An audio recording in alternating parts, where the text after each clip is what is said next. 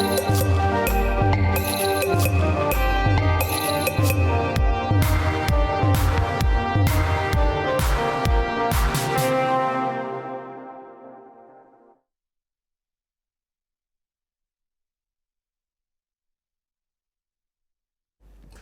very good morning to you. Welcome to The Big Issue. My name is Selom Adun. The show is live and interactive. You can join the show via our WhatsApp number 0549-986-996. This week has also, like the previous ones, been particularly interesting. This week, of course, the IMF team has been in Ghana, and they have described Ghana's performance under the fund-supported program as very compelling. Is that a true state of affairs?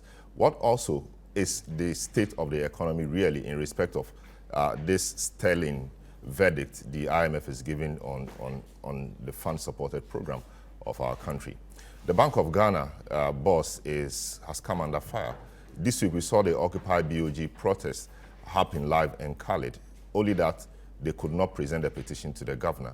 The governor later described the demonstration likened a demonstration to one conducted by hooligans. And he says that it was completely unnecessary and he was not going to resign. Why should the governor utter these words? And really, the demonstration achieved its purpose.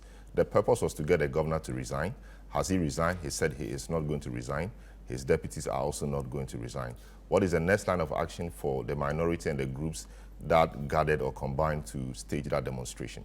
We'll look at all of that. In the last segment of the program, we will also have some discussion around the teaching profession. This week marked the World Teachers Day. There's been some issue about exodus of teachers from Ghana. The minister says there's nothing like that, but other civil society organizations in the space think that a lot is happening as far as the exodus of teachers is concerned, and that may spell doom for our country. This is what we have on our plate this morning. I will take a short break, return, provide you some updates, introduce my guest, and we'll get a discussion underway. Once again, you're welcome.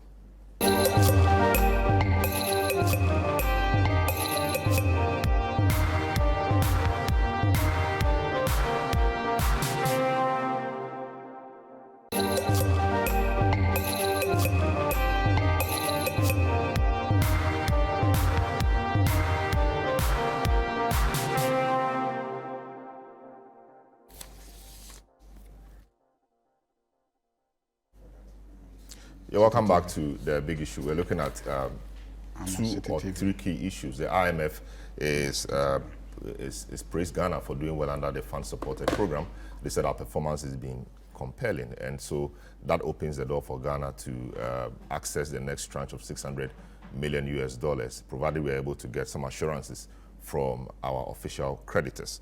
We'll look at that briefly and move into the subject proper for today, which is the fact of the demonstration by the NDC minority, Arise Ghana, some other political parties against the governor for mismanaging the central bank and making it post huge losses, unprecedented losses. The governor, in a repost, later said that he was not going to resign. The demonstration was completely unnecessary. And he said he thought that the minority could have used other channels to ventilate their views or their grievances rather than pouring onto the street as hooligans. The minority has taken huge or big issue with that. Some of them saying that they will indeed show him what hooligans do. We will really, on this program, want to understand what hooligans do and why the governor will have to say that, and whether the demonstration in itself was successful or achieved its purpose. They could not present or submit the petition to the governor because the governor did not come out himself for the petition. He sent his head of security. The minority will not have any of that. Also, teachers are said to be migrating in huge numbers to other parts of the world for obviously get greener pastures. The Minister of Education says that we have more teachers, and so we rather have a problem with deployment and not the numbers per se. Civil society organizations in the space think that the situation is not good enough. We'll look at all of that this morning. But just to provide you with some updates, a scores of protesters on Tuesday hit the street of Accra for the Occupy BoG demonstration organized by the NDC minority group in Parliament, Pressure Group Arise Ghana and other groups to demand the resignation of the governor of the Bank of Ghana and his deputies. The protesters accused the governor, Dr. Addison, of mismanaging the central bank and plunging it into bankruptcy. They also accused him of overseeing reckless expenditure, including the construction of a new $250 million Bank of Ghana headquarters. The protest leadership, who were expecting to deliver their petition to the governor or his deputies, were met by Wing Commander Kwame Asare-Boateng and a host of bank leadership, a host of people in the bank's leadership, who told the protesters that the governor was in a meeting with a team from the IMF and was therefore unavailable to receive the petition. There is more in the following report. The protesters, together with their leaders, are walking briskly towards their destination, which supposedly should be their Independence Square. But what we are seeing here appears to be a standoff between the protesters and the Ghana Police Service. What is happening?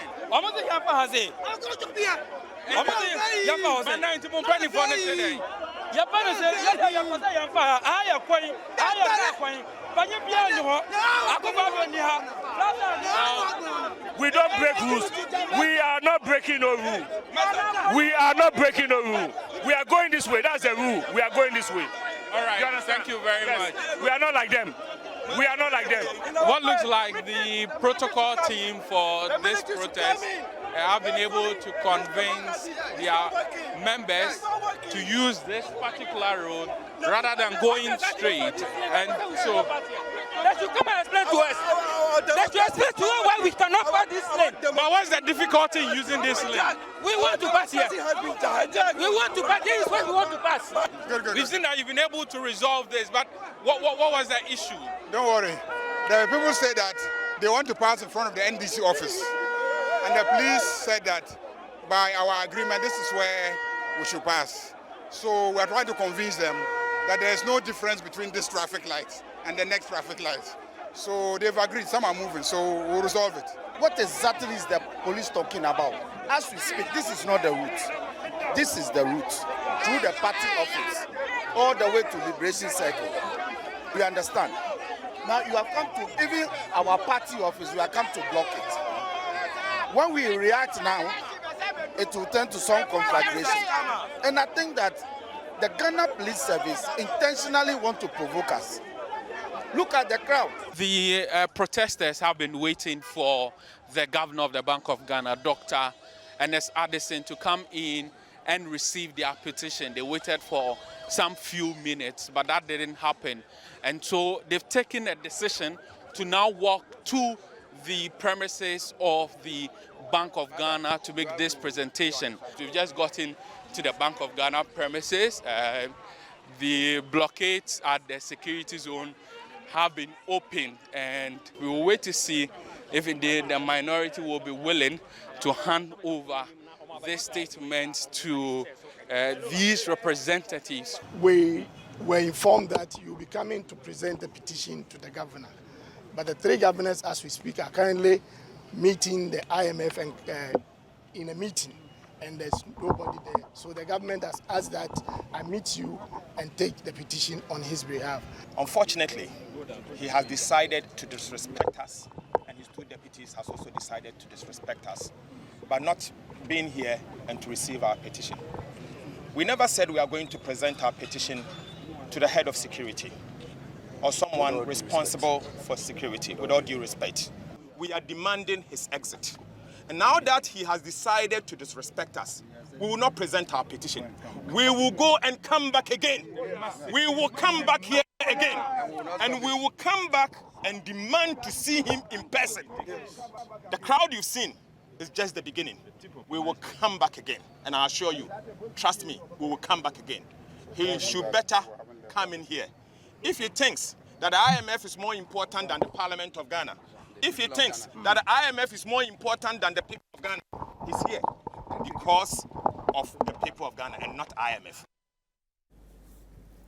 All right, so you saw that video from the demonstration grounds. In response to the protest, the governor of the Bank of Ghana, Dr. Addison, has dismissed calls by the opposition NDC and the minority caucus in Parliament for him to resign. Dr. Addison, in an interview with international business website Central Banking, said he is not stepping down, describing the protest by the NDC as completely unnecessary. The minority, he continues, in Parliament have many channels to channel their grievances in civilized societies, not through demonstrations in the streets as hooligans. So, unquote. Addison added in reference to the Occupy BoG protest, yes, Addison also rejected the claims by the minority that he printed money to finance a lavish lifestyle of the ruling government. According to him, the BoG provided monetary financing during the 2020 and 2022 years to meet specific crises, which he says is legal under the central bank law. The central bank posted losses totaling 60.81 billion cedis for the 2022 financial year, as against a profit of 1.23 billion recorded in 2021. The losses were as a result of the government's domestic debt restructuring activities and the depreciation of the Citi, among other effects. So this is what really has been happening this week. My guest to help me do the discussion this morning, the Honorable Mahama Ayariga, Member of Parliament for Boku Central, who was key in the organization of the protest, Franklin Kujo, President Imani Africa, Kofi Tonto, member of the MPP communications team, and Dr. Richmond Etuahin is a banking consultant. Gentlemen, you are welcome to the program. Even before we get to the protest and all of that, a related matter is the IMF. Indeed, we heard from the IMF yesterday. They described Ghana's performance so far under the fund-supported program as very compelling. They say Ghana has been doing so well, and so our performance has paved the way for the release of the next tranche of $600 million. But we will first have to secure some assurances from official creditors on a debt treatment in line with the program parameters. So obviously, Ghana appears to be doing well, and we appear to be on track as far as the IMF supported program is concerned. Kofi Tonto, that should come to you, or I'm sure that came to you. It was a lot of relief, given all the things happening. The Bank of Ghana governor, for example, is citing the IMF for the kind of losses he posted, etc. Now the IMF is saying that we are doing well under the program. That should come to you with some. That should provide you some relief. Why just me? No, I mean you are government. I mean you are in government, so.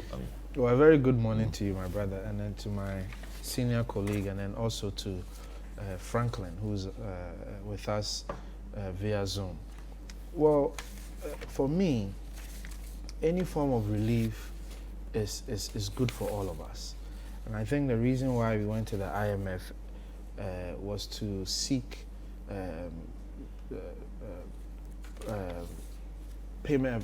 balance of payment support and other forms of support in terms of restructuring our economy, etc.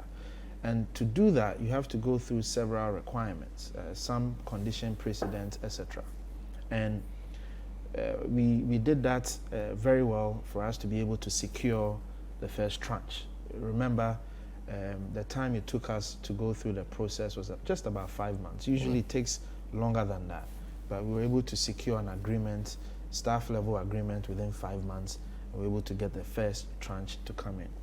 And then when we got the first tranche, it also came with some other condition precedent that we had to meet in order for us to secure the second tranche. And then essentially the IMF and the Ministry of Finance joint press conference was to inform us that the condition precedent set for the second tranche have been met, and they are very satisfied. They spoke about several indicators, both macro and other indicators within the parameters. One thing that struck me positively was that, even the projection they did for the economic growth, Ghana has been able to exceed it. So IMF is looking at coming up with a new projection. Of course, we are still not out of the woods yet. We still have a lot of work to do to be able to completely turn around the corner and get the economy back in shape the way we want it. But the joint press conference was essentially to say that we are making progress. I remember, I think it was a Citi gentleman who asked a question that are we recovering or have we stabilized? I don't know if you heard that question. It was a very good question because he wanted to know whether the IMF is saying that we've stabilized or we are still in a recovery mode. And then the gentleman answered in two parts, that we are making recoveries in some aspects, and then in some other aspects, we've seen stabilization. For example, the Citi. Even though we aren't at where we want to see the Citi, we've seen some degree of stabilization to ensure for planning and etc. So I think certainly we are on the right trajectory. Nevertheless, there's more to be done. Some government projects have been stalled. We need to look at how we can open up so these projects can revive and get back on track. But I was excited, and I think for the individuals who follow our economy, everyone is excited to see that there's some progress. But more work ought to go on, because what Ghanaians want to see is a further reduction in petrol prices, as an example, a further reduction in inflation, and then the Citi improving and getting stronger. I would, for example, would love to see the Citi at 1 to 8 or something, even by the close of the year. It will bring a great deal of relief to business people and to all of us. So we are not completely out of the woods yet, but I think we are making progress, and that's what the IMF and the ministry alluded to. The IMF also said that so some of the actions that have been put in place are already generating positive results, as growth in 2023 has proven more resilient than initially envisaged. Said inflation has declined, the fiscal and external positions have improved, and the exchange rate has also stabilized. But we know that a major part of the exchange rate fluctuations and difficulties has been the fact that we service debt, but we don't service debt anymore. So if the IMF knows that we've suspended debt servicing, which is a huge part of why we need foreign exchange, etc., and so that aspect has been taken out or suspended in the meantime, that the exchange rate stability it is alluding to is not, it is ingenious. It is not organic. It's artificial, to the extent that once we begin debt servicing today, we will have the difficulties again. So I'm not even sure it was a point to make anyway. No, it is, because they also alluded to a point of increasing reserves. Because if you are going to service your debt, you need to make sure that your forex, your import cover is inching up. And the IMF spoke to that. Our reserves is increasing. If you go through the test properly, they kept alluding to that our forex reserves is increasing. So I get your point, that once you start making payments, you are sending out forex. But the point is that, one, we are not making payments because it's all part of the strategy to get us back on the economic recovery path. But most importantly, we've seen growth in our reserves. And because one of the issues we had, which people didn't really speak to, was that when we came in, our forex reserves was about 6.3 billion, which was about 3 months of import cover. We increased it to about 9 billion to about 4.8 months of import cover. But because of the shocks and the challenges, it depleted very, very quickly. And that greatly impacted our FX. So if you have seen growth in your forex reserves, certainly that will also contribute to the stabilization. So I fully agree with you, and that's why we haven't said that we are completely out of the woods. We haven't said that. We are saying that we've seen some degree of stabilization, we've seen some degree of recovery, but more work ought to be done. Now, if additional 600 million is coming in, what it means is that your FX reserve is also going to improve as well. So I hope that makes sense to you. It's fine. Let's see if it makes sense to you. Honorable, so I mean, it's been a long road. It's been a difficult road. The IMF now is saying that Ghana appears to be doing well. Not just well, we put forward a compelling performance, and they've had some nice things to say about the economy generally under the fund-supported program. What's your view generally on how Ghana has performed so far, and what the IMF and the finance minister and even the governor have been telling us the whole week? Well, I mean, we don't wish this country ill. We all want the country to do better. We want the situation to improve. But we also want a certain level of honesty in communicating the situation of the country. Clearly, there is some level of massaging of the truth. And you yourself, you just questioned him on a number of critical issues, which is the debt. You've suspended all debt servicing. So how does that impact on the stability of the currency? Will you start paying and servicing the debts? Do you think that the currency will remain stable if you start servicing the debts? And if you don't service the debts, what are you doing to the image of the country in relation to the international financial market? So clearly, we really haven't gone far beyond just trying to manage the situation. I don't see improvement. I will only talk about improvement when I see prices start coming down, when the price of kenke starts reducing, when but the price will it ever reduce? Ghana, things go up, they don't come down.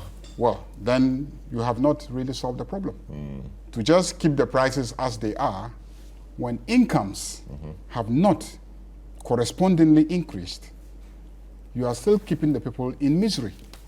And what people are expecting is for prices to relate to their income levels. So clearly you haven't solved the problem. So until either incomes increase to the level of prices or prices come down to the levels of incomes, we really haven't solved any problem. So I do not see anything to be happy about. But so I don't expect the IMF to come and say that in spite of the injection of money that they have made, in spite of what they have caused or been part of causing the government to inflict on the people, the entire domestic debt exchange program, really, who caused it?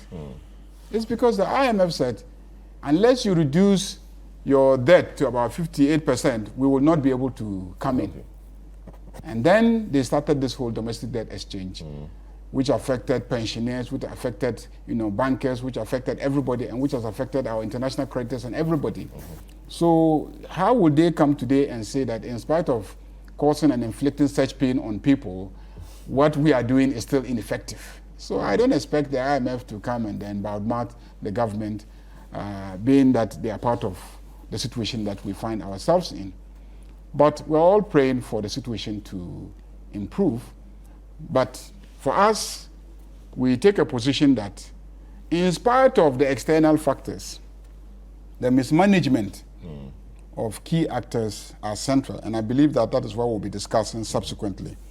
But for the IMF, I would say that we are waiting to see if kenke prices don't come down, if fuel prices don't come down, if Uber prices don't come down, if taxi fares don't come down, if electricity tariffs don't come down, if water, tariffs don't come down, nothing has happened. But inflation has started, reducing. Sometime in December, we saw 54-point-something%, but it's been inching down closely around. It means that it is 43. Increasing at a lesser, slower rate. Yes, it doesn't mean that the prices are coming down. Yes, but it means that the prices are not increasing and galloping at the rate that they were galloping. But it has to slow down, and it's slowing down. It's reducing. As in, we started from 54 sometime in December, January 53. As we speak, we are around 42, 43. So there's some gradual decline, and that should be acknowledged, shouldn't it?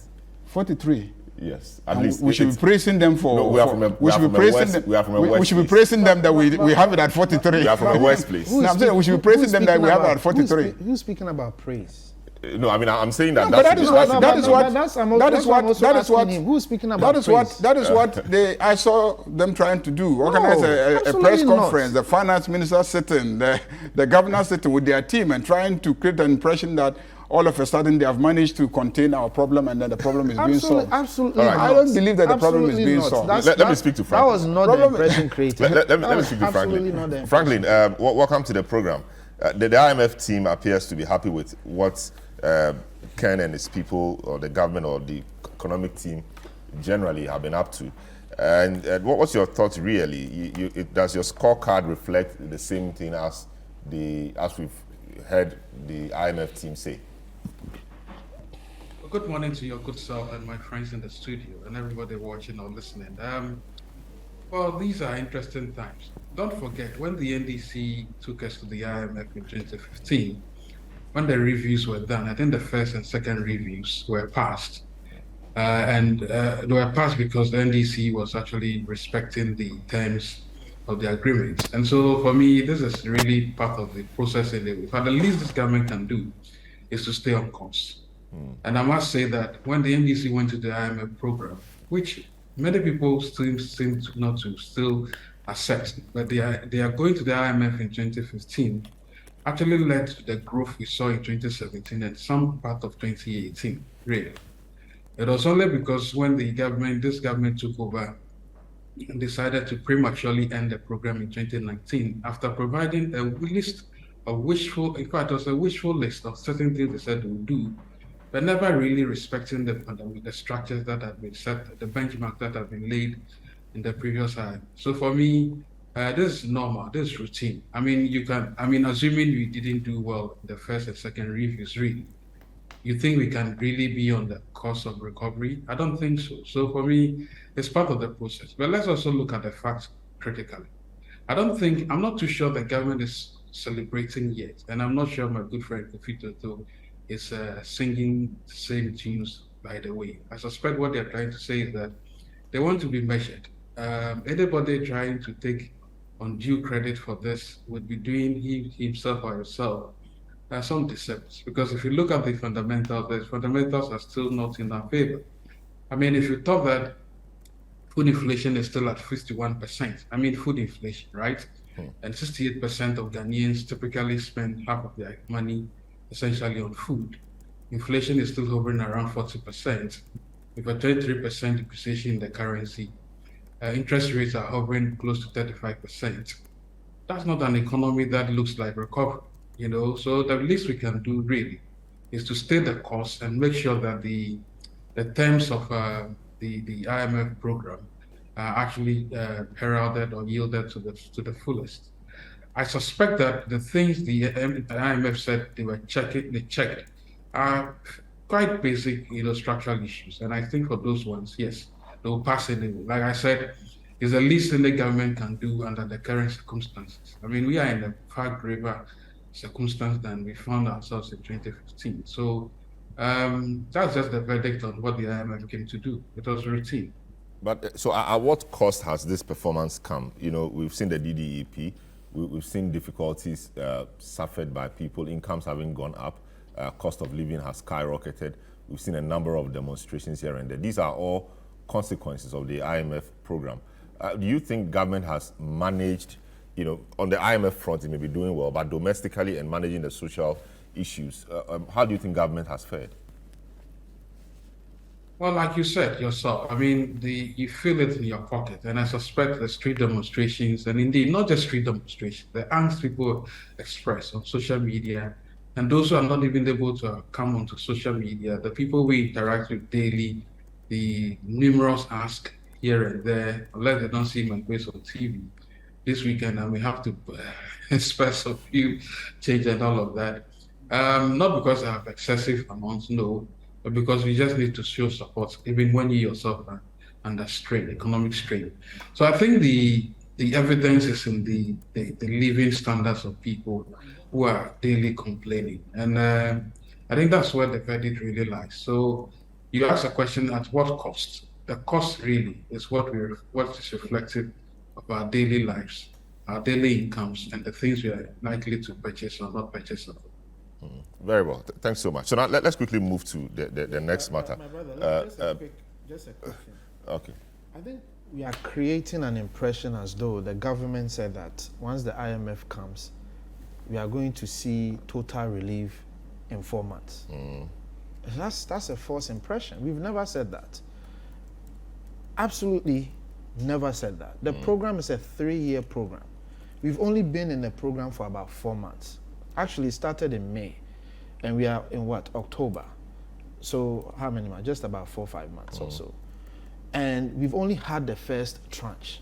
We haven't even had the second tranche. The meeting that came on was simply to inform Ghanaians that you've successfully gone through the first tranche, and we are considering giving you the second tranche so that your recovery can continue.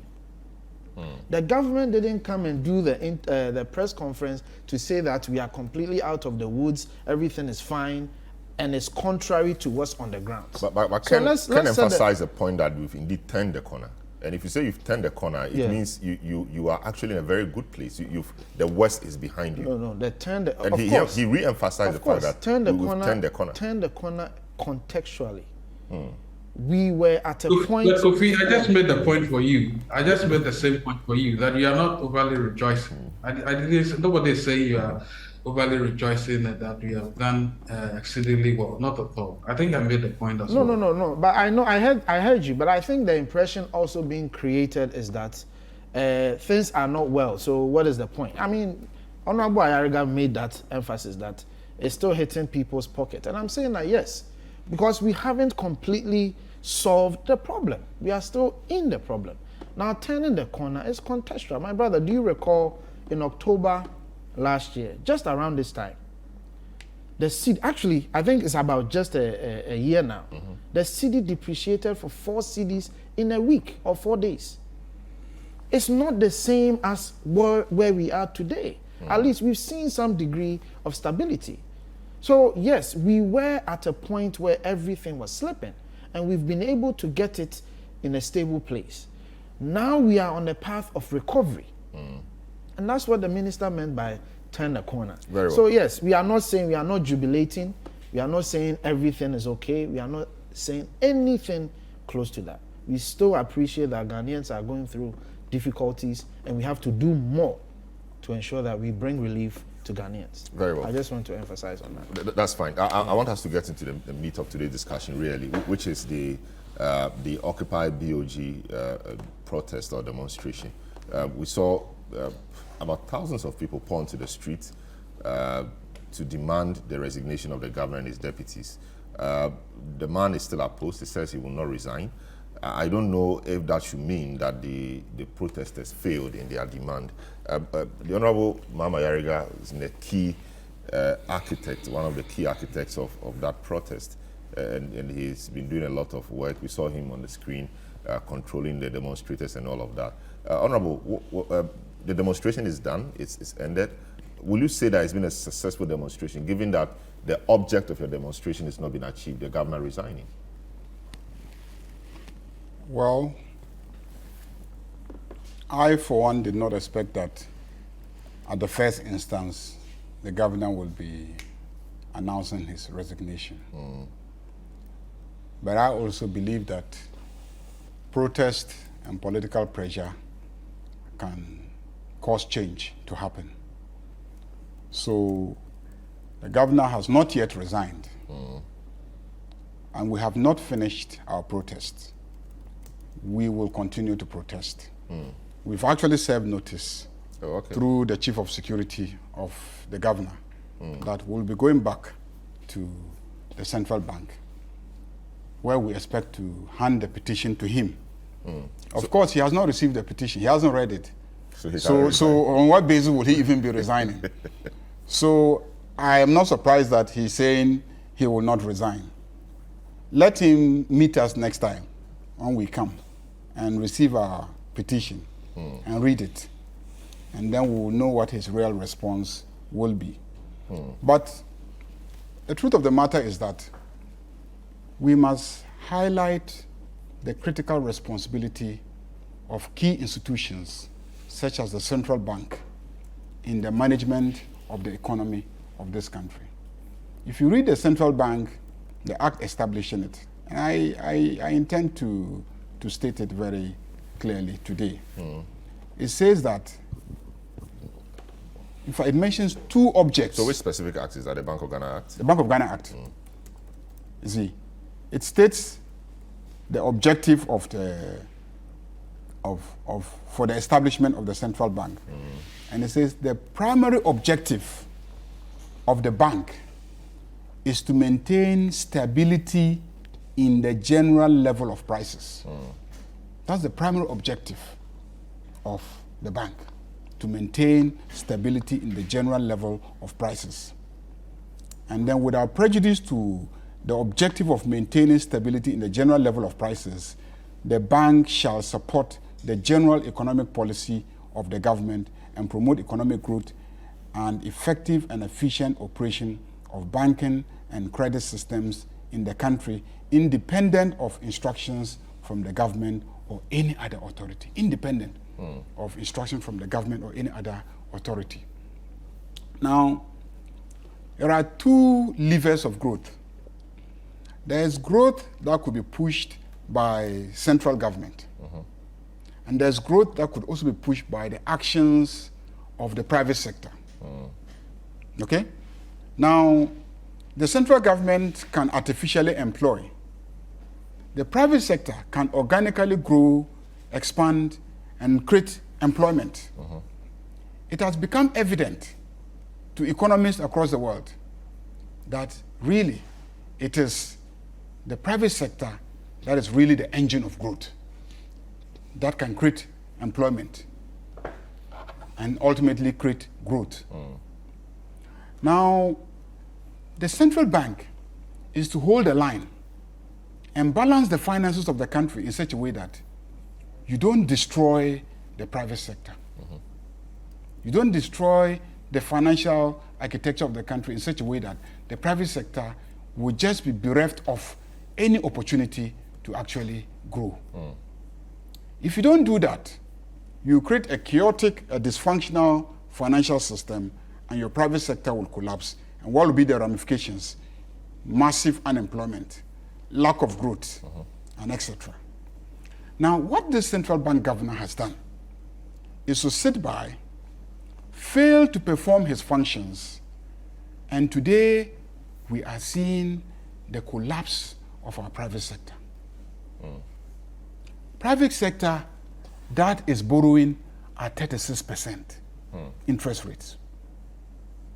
How are they going to compete with their colleagues, even in the sub-region, just across the border in the French countries, where they don't borrow more than 10% interest rates? In Nigeria, about 15%. I mean, how are they going to compete? In Europe, less than 10%. In China, maybe 5%. How are they going to compete? And it's all because this central bank governor has sat back, has failed to hold the line, has allowed the government to borrow to a point where Fitch, Standard & Poor's, Moody's, all the international rating agencies have totally downgraded Ghana. We've borrowed to a point where our bonds are of no value. We have stopped and cancelled, the payment of interest on loans that we have contracted. The international financial community has lost confidence in us. Nobody will lend to us. And this government has come back and is in the domestic sphere because when they were making all the useless promises and all the over-recruitment into the different agencies and etc., and then the NDC was saying, look, don't do that, you will destroy the economy. We went through the IMF, we made some painful sacrifices. Teachers were demanding things, we said no. If we give it to you, we'll destroy the financial architecture of the country. Nurses were demanding things, we said no. And this government said, oh, we can do it. We said, look, yeah, you can structure things in such a way that everybody can access secondary education, but it doesn't have to be as free as you are saying that it should be. When we're saying be cautious, and they were making all those promises, this central bank governor sat back, allowed them to borrow and borrow and borrow, and in the end, the whole financial architecture has collapsed. And people are saying that such a person should not be held accountable simply because IMF, even the IMF, when we said, look, the way the situation is, run fast with IMF, otherwise the system will collapse totally, they said they will never go to the IMF. When finally they grudgingly and disgracefully walked to the IMF, now you're coming to say that we should give you credit for what? The governor must be held accountable. Look, let me give you a stark example. If you look at what they are saying, that they help the government. They help the government to do what? They help the government to impair 48 billion cedis. Ask yourself, when was a lot of that 48 billion cedis borrowed by government? You do the analysis and you find out that a significant chunk of that 48 billion was borrowed in 2022. A significant chunk of it was borrowed in 2022. And I asked myself, wait, did the governor and the finance minister know that ultimately, in order to get IMF, financing, they will have to impair this money? And is that really why within that 1 year, they went and borrowed that much money? And why the central bank allowed them to borrow that much money? If there is insider trading, what should be the consequences? Shouldn't somebody be held accountable? Because by impairing all that money, money that belongs to the public, by impairing all that money, you transferred the impact to the Ghanaian citizens by an increased inflation, completely diminishing their incomes. And by the World Bank's estimation, moving over 800,000 people into poverty within a short period of time. And he said nobody should pay a price. Nobody should be held accountable. How is that possible? How can we restrain future governors of the central bank from behaving the same way if this one does not pay a price for all that he has done? Well, he said people say, oh, we should hold the finance minister accountable. Yes, the day of accountability of the finance minister is coming. But how about the central bank governor as well?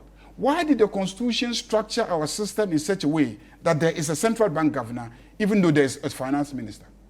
Because our Constitution and our system of governance has over the years learned that you need to create a wall of separation between monetary policy and fiscal policy.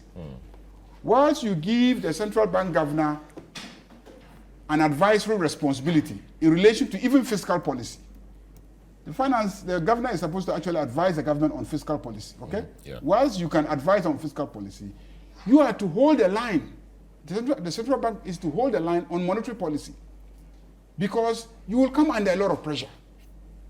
You will come under a lot of pressure by government to lend money to them to finance their reckless expenditure. It is up to you as a central bank governor to hold the line. And the Constitution knows that when it comes to that point, you will come under pressure. So the Constitution has given you all sorts of protection. You cannot be dismissed by the president. You cannot be dismissed by parliament. You cannot be dismissed by the finance minister. You cannot be dismissed by anybody. You have almost the same level of protection as a Supreme Court judge. That's the level of protection of the central bank governor, because it is anticipated that you will come under pressure and you should be independent and autonomous and make sure that people don't engage in reckless spending, reckless borrowing to a point where it will affect the monetary situation of the country. You start idly by, you allowed that to happen until we had to go to the IMF. IMF came and dictated that, bondholders should lose their money, pensioners should lose their money, international creditors should forfeit their money, and etc. And then, you think that you should not be held accountable. He thinks that he did all of that in the context of the law. He says the law allowed him to do all of that to advance. Even the legality of it, it's obvious. We've established in this same studio, if you recall the last time he was here, we looked at the laws. The laws are clear that you would need to go to your parliament. He said he thought that by giving the information to the finance minister, telling parliament about the DDEP meant that had been done. And that's it. No, the specifics were not brought to parliament. I'm in parliament. The specifics were not brought. The finance minister only came to parliament to announce that there's going to be a domestic debt exchange program. Debt exchange program with a domestic aspect and an international dimension.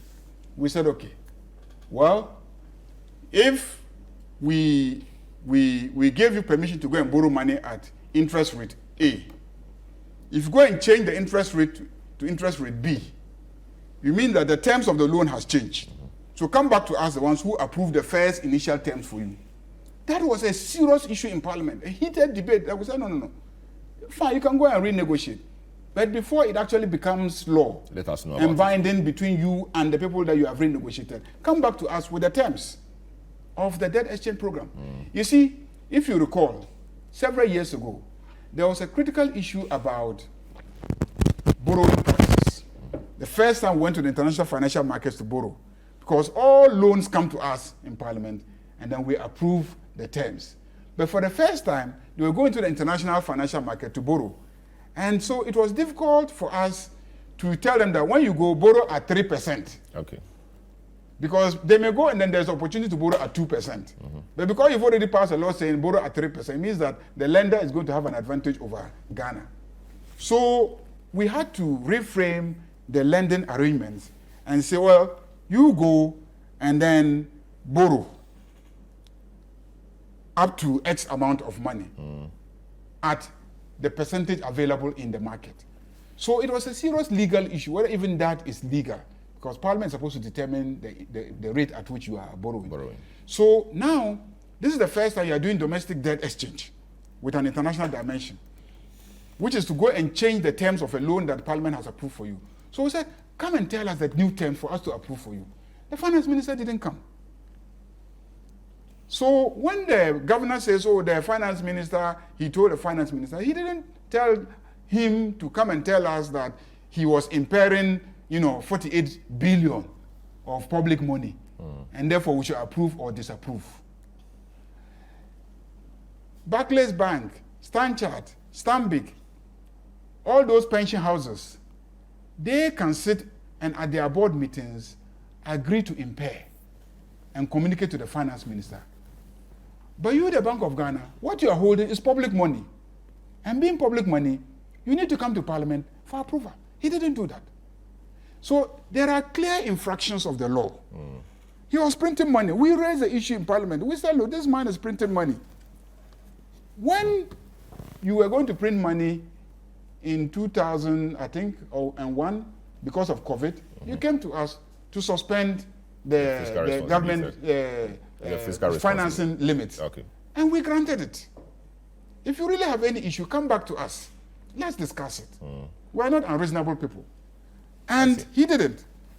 So clearly, even in terms of the law and the way that he's gone about things, there's been clear infractions of the law. Very well. And we'll take him on for those ones. Very well. But then we also want to take him on the general policy of his failure to meet even Section 1, Section 3 of the Bank Act, which is to maintain the stability of prices. He has failed woefully. Even he himself, when he presented his financial statement. Let me I will come back to you. So you make that section, that point about the failure on the stability. This is a big issue on 97.3 Citi FM. We will take a short break, return, and then the Honorable Mama Yaraga will have 1 more minute to conclude this point, and we take views from the other panelists. Don't go away.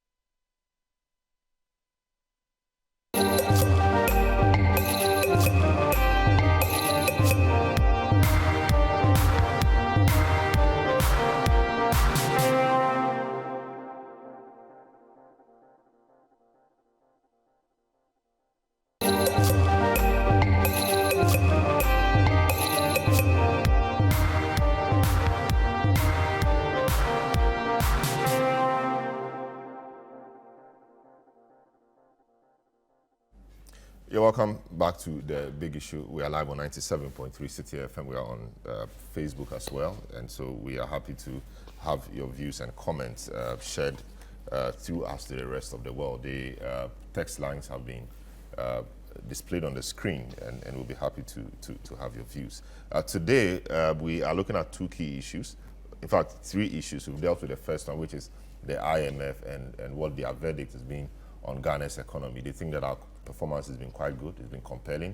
The economy is stabilizing, the exchange rate especially, and that we are posting strong figures, which many people in Ghana are happy about, because it appears the economy is getting back on track, at least from what the IMF is telling us. Also, this week, the Bank of Ghana saw one of the first demonstrations in its history the Occupy BoG protest organized by the minority in Parliament, the NDC, the Arise Ghana Pressure Group, and a few other political parties. Their request was simple. The governor and his deputy should resign because they've run the bank aground and that they have failed woefully in their job as a central bank. The governor, in an interview with the central banking website, said he thought that the demonstration was completely unnecessary.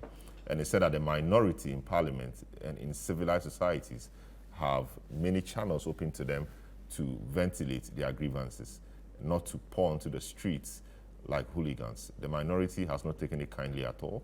And many people have actually questioned why the central banker, governor, will have such harsh words for the people's representatives and well-meaning people of Ghana who went onto the street to exercise their constitutional right to demonstrate.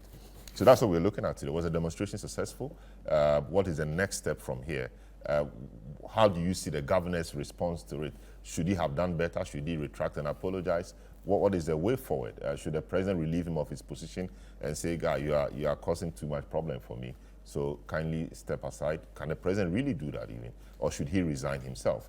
That's a matter we are discussing today. And Mahama Yariga, a member of parliament for Boku Central, who has been key in the organization of this demonstration, is our guest. He's been speaking on the matter. Franklin Kujo, President Money Africa, is our guest. Dr. Richmond Etuahene, also our guest banking consultant. And Kofi Tonto, member of the MPP communications team, our guest as well. So before we took that break, Mahama Yariga, you were about concluding a point on the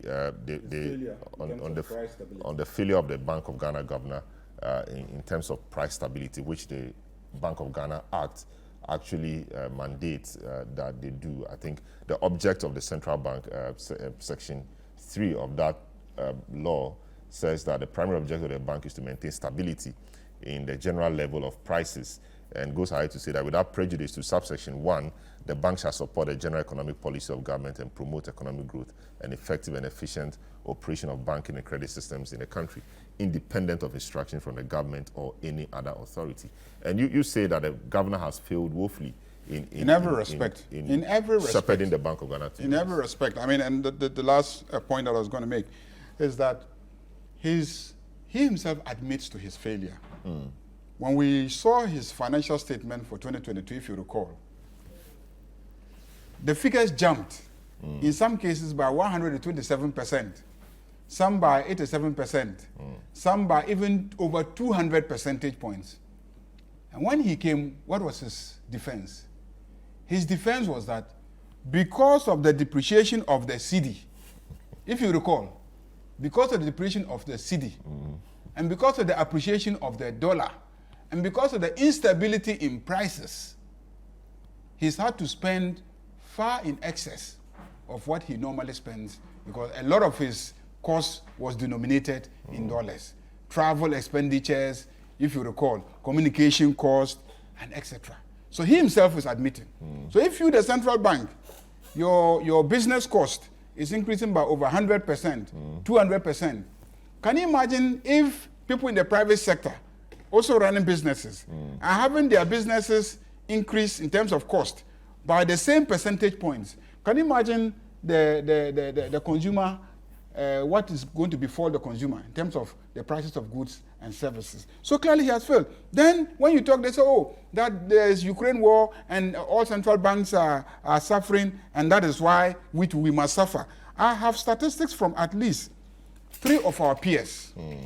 Nigeria, just Nigeria, next to us. A bigger economy, okay? You know, Russia-Ukraine war is being fought in Russia and Ukraine, and we're all around the same equator. We're all around the same equator. Now, this is what is happening in Ghana in relation to our central bank situation and what is happening in Nigeria.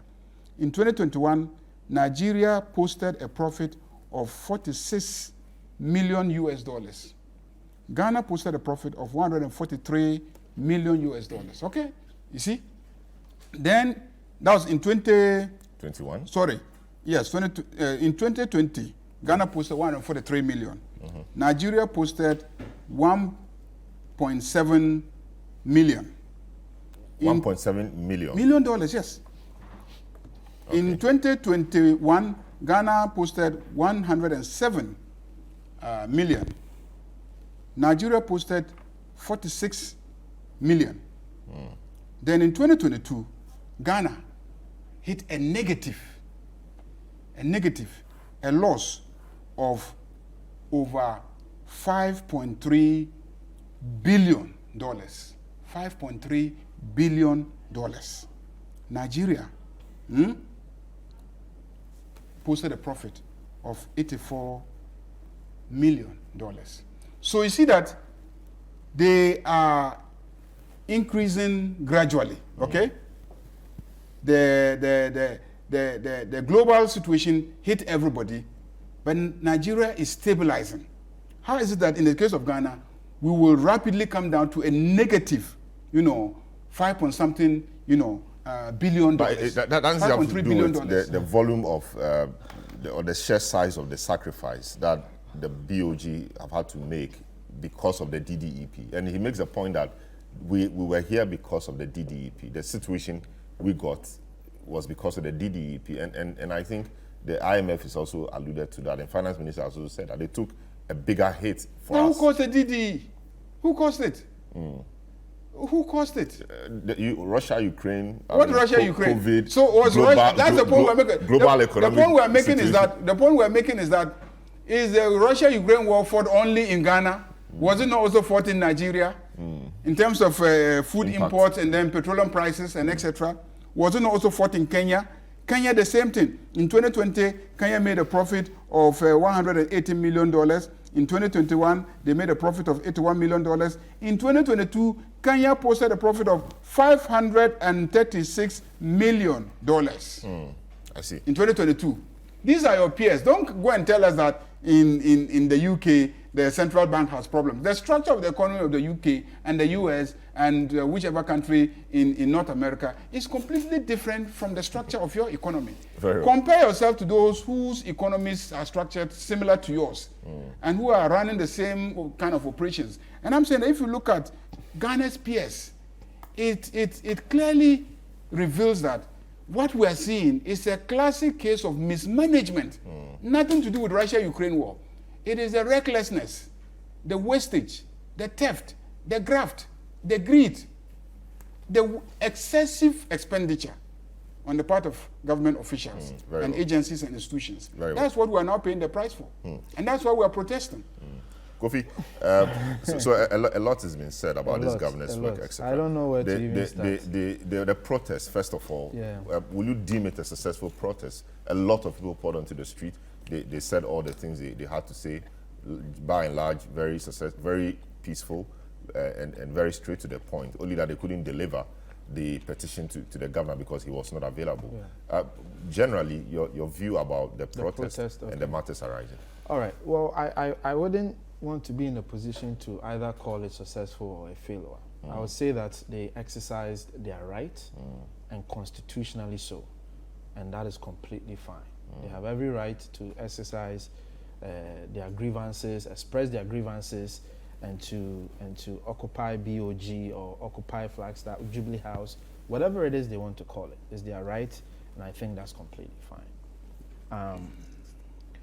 On the petition and whether or not the BoG governor should receive it, a question I have for Honorable Ayariga is that when people did occupy Flagstaff House by Occupy Ghana, I don't recall that it was President Mahama who received the petition. But are we to say that President Mahama didn't receive the petition, like it didn't get to him? Because Honorable Ayariga alludes here that because the governor didn't take the petition himself, they deem it to mean that he has not received the petition. But that's quite ludicrous, because when Occupy Ghana went to Jubilee House then and gave the petition, they gave it to, I believe, the Deputy Chief of Staff then, Valerie Sawyer. I want to believe that it got to the president. So why do you want to apply different logic when it comes to this? The person who came to receive the petition was the Director of Security. He reports directly to the governor. So why are you saying that the governor will not receive the petition and that you go back again? What law are you going to use to compel the governor to come and receive the petition. They said that they will go again. I mean, he just said that he didn't expect that the first demonstration will lead to the resignation of the governor. So they will go again. Hopefully this time they will have the opportunity of presenting. He didn't just say that. He said they are making it that they are going to compel him. Did you listen to Ato Forsen? Look at his gestures. He should come here. Who does he think he is? He should come here. What law compels you or the NDC that you must necessarily hand over the petition to the governor? You've cited laws here. Tell me a single law that gives you the right to harass him. Because at this point, it's harassment. What gives you the right to do that? They're wanting him to come for the petition. Yes, because there's no law. And that's why I cited the example when Occupy Ghana went to Jubilee House then. They gave it to Valerie Sawyer. Yeah, but it was within the rights of the Occupy Ghana guys to insist that they wanted to give it to this person. No, it was, so what right? What right? What law? Tell me the law. I was there when Ato Forsen spoke. Yeah. Ato Forsen asked them that the governor has 2 deputies. If he had a meeting with the IMF, what happened to the 2 deputies? Did he not think that it would be respectful that he at least assigned one of the 2 deputies to come? Thank you very much. Receive? Thank you very much. I was there. President Mahama had a vice president. He had a chief of staff. Yet he sent a deputy chief of staff. But the chief of staff, nonetheless. He sent a deputy chief of staff. But the chief of staff, nonetheless. He sent a deputy chief of staff. So but the chief of staff, who are you to determine? Chief of staff, who are you to determine who qualifies? Chief of staff, nonetheless. You sent a deputy chief of staff. Did you think then that it was satisfactory for Ghanaians? Look, the demonstrators didn't have a problem at that time. No, the demonstrators didn't have a problem. Who told you we didn't have a problem? So, that's what I'm saying, that it was within the right of the demonstrators to insist that they wanted to give it to the president himself. And it is also within the right of the governor to say that I'll send somebody to come and collect very well. Exactly. So they also have a right to go again. Keep going until he comes to receive No problem. They can go as many times they want, but they can't compel him. Let the fact be stated that they cannot compel him. Neither can they say that he's disrespecting them because he didn't come. And call someone's father a watchman. You talk about insults. But look at what Honorable Sosu did. But he's since apologized. Oh yeah, so okay, so it's okay. So it's okay. I mean, he's recognized that it was look wrong. at some of the names they use. They use Julobi House, previous things. Look at some of But that was in NDC. That was in the they were minority. behind it. Look at that was fix the country. Yeah. Look at the other one. They called the governor and the deputy governors thieves. So if you are calling for equity, my senior brother, come with clean hands. If you deem it disrespectful for somebody to call you hooligan, which I completely disagree. I think it was not necessary to call them hooligans. But if you deem it disrespectful, be equally respectful. You can express your grievances. You can do whatever it is you want to do. But don't call somebody a thief. Now, on the issue of the governor resigning, the law gives you other avenues. You can petition the government that you think the governor is incompetent, you think he doesn't qualify, you think he's this, he's that. And the law says that the president's duty is to take the petition, give it to a committee to establish a prima facie, and then take the necessary steps. Why haven't you exercised that right? The law spells it out for you, step by step, what you have to do. If you want him out, petition the president, state your facts.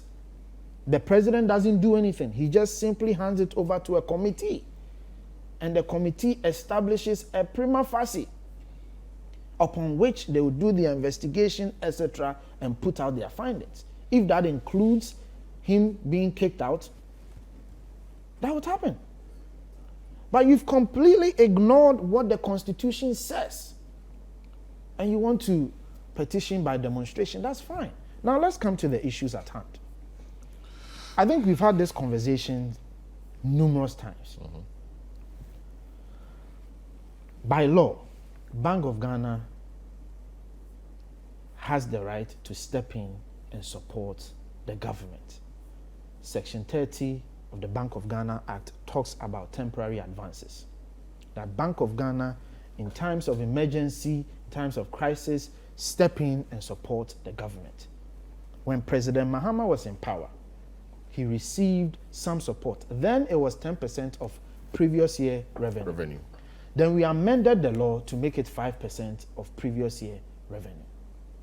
When we came into power, we actually signed a memorandum of understanding with BoG on December 27th, 2017, that we are not going to take any financing from BoG. So 2017, we didn't take any financing. 2018, we didn't take any financing. 2019, we didn't take any financing. The first time government took financing from BoG was 2020 in the form of asset management. And if you permit me, I would like to read something here. That was the first time government took financing in the form of asset management. Now, for viewers who may not know, asset management simply means non-marketable bonds. That is bonds that are earmarked specifically for the government. So let me read to you, my brother, Parliamentary Memorandum on Bank of Ghana Asset Purchase Program as part of COVID-19 Relief Bond Program. Date, May 27th, 2020. Submitted by Ken Oforiatta, Minister for Finance, in fulfillment of the requirements of Section 30 of the Bank of Ghana Act 2002, Act 612 as amended. Let me read to you the introduction, just a few points. This parliamentary memorandum serves to submit to Parliament the report on government's decision to access emergency financing from the Bank of Ghana consistent with the provisions in Section 30 of the Bank of Ghana Act 2002 as 612 as amended. Then it goes on to talk about the details of what they are going to access. It says, summary terms of the Bank of Ghana Asset Purchase Program. Program details, COVID-19 Relief Bond Program. Program size, 10 billion, 10 years with 2 years moratorium. Repayment, amortization after moratorium.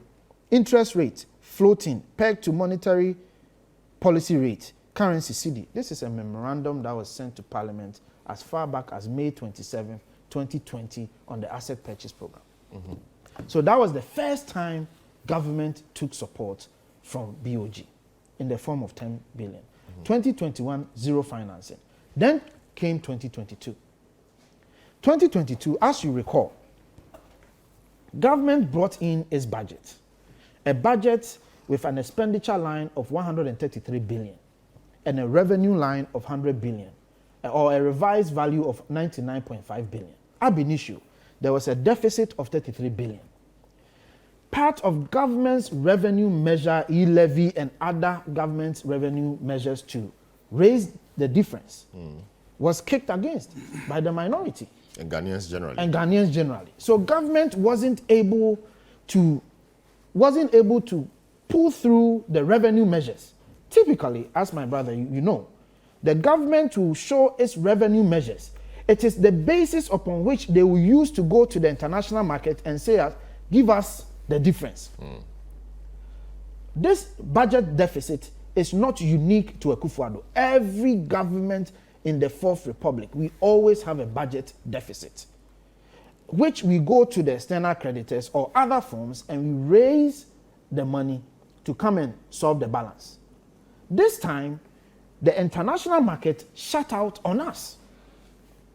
So we couldn't go and raise the typical 3 billion to offset the 33 billion deficit that we have. So there should be a reason why the market shut out. I've given you the reason. I've given you the reason that we couldn't show that we'll be able to repay because our revenue projections and how we had borrowed ourselves to extend. No, because you have borrowed too much and you couldn't pay. Exactly. You are spending far above your means. So it was let's get to the underlying cause. You are spending far above your means. It was not prudent for any creditor to advance money to you because it was quite clear that you were not going to be able to pay. I'm saying that the external creditors felt that we didn't show enough revenue measures to be able to repay. So they refused to give us the funding. They refused. And so government needed to find other means of solving the balance that we had, the deficit we had. So that was e-levy? No, One printing, of them. printing of money. One of them was printing of money. Printing You of have money. even sat here and said you even did it. Printing You of money. sat here and said it's not new. Printing of money. No, In any of course, case, nobody has said nobody this. says It's that quantum. printing of money. It's not a quantum. Since because, Nkrumah's there's time, no- money has been printed. Government's been running deficits since. Since Nkrumah's But time. you know, it's a quantum. The volume. quantum. You know, that's what we are talking about. The sheer degree of it. Degree of That's it. where the issue. And is. I'm saying that we were 60 shut billion. out of the external market. Yes. We couldn't raise the revenue. So we needed to be able to raise the revenue But see, domestically. the other difficulty too is that because even though we were shut out and Yeah. you know a lot of things were not working well, one would have expected that we will come back and rationalize. We'll come back and cut down on some things, so we're able to spend. No, but we within our did means. cut down on some things. Which ones? Didn't you know about the discretionary 20% or I think 30% discretionary cuts? Even on goods and services, government made some cuts. We can go into the details, but it cannot be said that government didn't make any cuts. Government made cuts. Go and read the media review budget. Government made some cuts. You can argue that perhaps the cuts were not enough, but government made some cuts. So government needed the support, and that is why it went to the central bank to say that you need to come in and support us. Yes, so no problem with that. Yeah. The difficulty with that is once government went in there, the central bank knew that it was going to advance monies way beyond the 5%, the statutory 5% limit. There were things the law says the governor or the Had to come to bank owner parliament. should do. Yeah, and had to the come point to we're making inform is that parliament. that hasn't been done, and that was not. For example, Honorable Ayariga sat here and said they never knew anything about government receiving support from BoG. They've said it can. Yes. No, not just 2022. 2022. They've said that. I think the discussion was in the context of 2022. 2022. Yes. Do you recall that before 2022, Honorable Forson came out and said, government, BoG has printed money for government. And they denied. And they denied. Please, they kept denying. They didn't deny. They offered. kept denying. They offered They kept explanation. denying I have the statement. until the financial statement came out. Please, Yes, they offered an explanation of they 22. kept denying. Please, Honorable Ayariga, yes, let me no, see. you go ahead. They offered an explanation of 22 billion, and they said that out of the 22 billion, 11 billion was the liquidity support. Some of it was special drawing rights from IMF. You lumped everything together as 22 billion that BoG has given to government as printing money. And they came and said, no, that's not true. It's 22 billion. 22 billion. The 11 billion came from BoG as support, or roughly 10 billion, almost 11, as BoG as support, which I read to you. And then the remaining was special drawing rights from IMF, and then government accessing its own rights for some of the government's statutory payments. But you lied to the people that BoG had printed 22 billion. That was what they were denying. So don't come and confuse issues as though they denied everything outright. They did it. They started printing, and when we caught them, I've and we explained it revealed to you, when Honorable we revealed Ayariga. it, they I've kept explained denying it to you. until the financial statement No, came. I have explained it to you. You attributed 22 billion But of how do you printing. reconcile what you're saying with what is in their own financial statement? Which financial statement? I mean, No, I'm referring to the monies. Perhaps you are not following my argument. I'm referring to the monies they borrowed to government before 2022. Because they had borrowed or supported government before 2022. Then they came and said that they knew nothing about it. As in the context is 2022. 2022. No, I recall no, the press no, conferences that no, we organized in no, 2022. no. They said no. Honorable Because Forson. see, Honorable Ayariga, you've had the chance to speak. I think even Adongo was so loud on this in those times. Yes. You know, so he was one of the first guys in recent times who talked about printing of money. Yes. And the Bank of What Ghana year said was no. that? That's just last year, 2022. 2022. No. See, That's just 2022. because See, you know when we said they should go to IMF and they kept refusing that they won't go to the IMF, and yet they were meeting their expenditures. Then we said no. So where could they be? You won't let me talk. What You was the talk. source You talk. of the monies that they are using to You meet their go expenditure? ahead and talk. The governor Because must print some money. Very well. I want you to make this point and They have conclude. not referenced just 2022. I mean 20 billion. Because what I'm telling you is that they first came out with a figure of 22 billion. Then they came out with another figure of 40 billion. Am I lying? They didn't just state one figure. So let's not create the impression that you came out once. You didn't come out once. You first came out and said 22 billion. And Bank of Ghana came to explain the 22 billion and said that you were misinforming the people and explained the 22 billion. Then you later came with 40 billion which is the 2022 figure. So 2 separate things. So don't come and sit here and create the impression as though you are only referring to 2022. So the point you're making is that, you know, all those monies printed were printed within the confines of the law. This whole printing, are you referring to a machine printing money or what? I don't get no, it. I mean, giving because government let's state the facts. It's a term. It's called printing of money. Unless of course, I know. With the use of the phrase. I know. Printing of money. That's why I'm asking you, because you see, when we do that, we confuse the viewers. But the viewers too. The viewers understand. No. Let me explain. No, please. If you learn economics in secondary school, it's called printing of money. No, please. I mean, BoG supporting government. BoG support is a technical support to government, increasing the lending value. But when you say printing of money, to be honest with you, a lot of people actually think that there is a machine sitting somewhere printing money. But that's what is happening. But Bank of Ghana does print money anyway. Of course, but not in this context. Yes, but we're saying not that in this context. They give money to government. Exactly, so let's say that. But the money they give to government, they print it. They have to print it to give we to are government. confusing the people. Let's say the people are not confused. I'm not sure the people understand it. So you don't underrate the intelligence of our listeners. I have to go to Frank. Now you see, Honorable Ayariga makes a very ludicrous argument of big words. Of trying to compare Nigeria to Ghana. Look, when you do that cursory analysis. But you said about comparing us to England. You compared us to England. The Bank of Ghana that was comparing itself to England. Bank of Ghana. Franklin, but you talk. No, Bank of Ghana. They started comparing themselves to England, to America, to North America, to European countries. You are I said no, don't go as far as you just stay within West Africa. You are my senior. Allow him to you are my senior brother. So you said we shouldn't compare ourselves to Nigeria. No. Who should we compare ourselves to? We can compare ourselves to Nigeria. There's no crime. But I'm saying that if you come and make a comment that because Nigeria's central bank posted a positive balance in the same context of the global economic crisis. No. You say we should rather go to England. Let me speak. And Canada. Let me speak. What context? Did Nigeria have a shortfall deficit, the budget deficit shortfall? Now, you see, all of this discussion is in the broader context of mismanagement of economic management. Masa, my brother, go to Nigeria and ask them, the people in Nigeria, when they were on the streets demonstrating, go and tell them that they had prudent economic management. No, but it's in go degrees. And ask them. No, what degrees are you talking about? But the demonstration is now taking place because the route that you have chosen has not led us any better. The route you have chosen has led to prices, rising, inflation, and everything. You are comparing Ghana to Nigeria, Kenya, which came out and said that even companies could not expatriate their monies back. You recall that Nigeria actually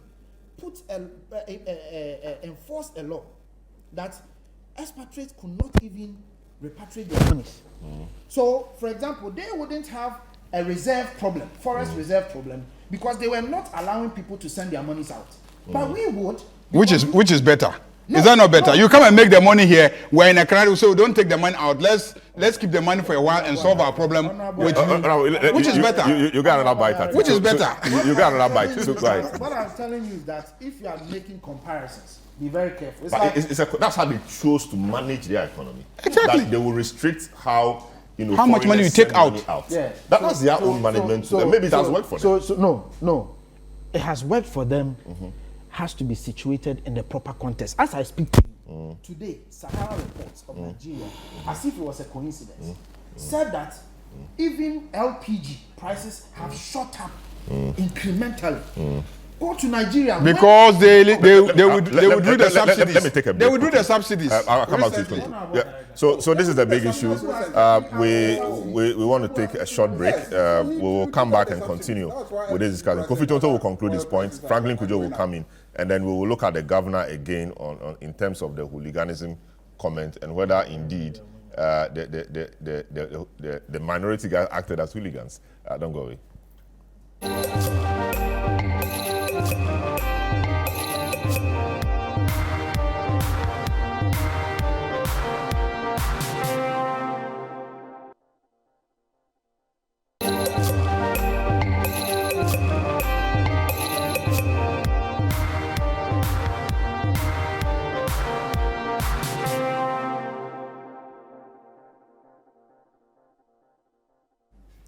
You're welcome back to the big issue. We are live on 97.3 Citi FM. We are on Facebook as well. And so we are happy to have your views and comments shared through us to the rest of the world. The text lines have been displayed on the screen, and we'll be happy to have your views.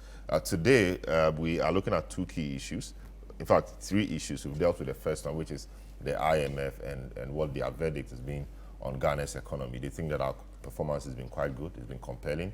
The economy is stabilizing, the exchange rate especially, and that we are posting strong figures, which many people in Ghana are happy about, because it appears the economy is getting back on track, at least from what the IMF is telling us. Also, this week, the Bank of Ghana saw one of the first demonstrations in its history, the Occupy BoG protest organized by the minority in Parliament, the NDC, the Arise Ghana Pressure Group, and a few other political parties. Their request was simple. The governor and his deputy should resign because they've run the bank aground, and that they have failed woefully in their job as a central bank. The governor, in an interview with the central banking website, said he thought that the demonstration was completely unnecessary. And he said that the minority in Parliament and in civilized societies have many channels open to them to ventilate their grievances, not to pour onto the streets like hooligans. The minority has not taken it kindly at all, and many people have actually questioned why the central banker, governor, will have such harsh words for the people's representatives and well-meaning people of Ghana who went onto the street to exercise their constitutional right to demonstrate. So that's what we're looking at today. Was the demonstration successful? What is the next step from here? How do you see the governor's response to it?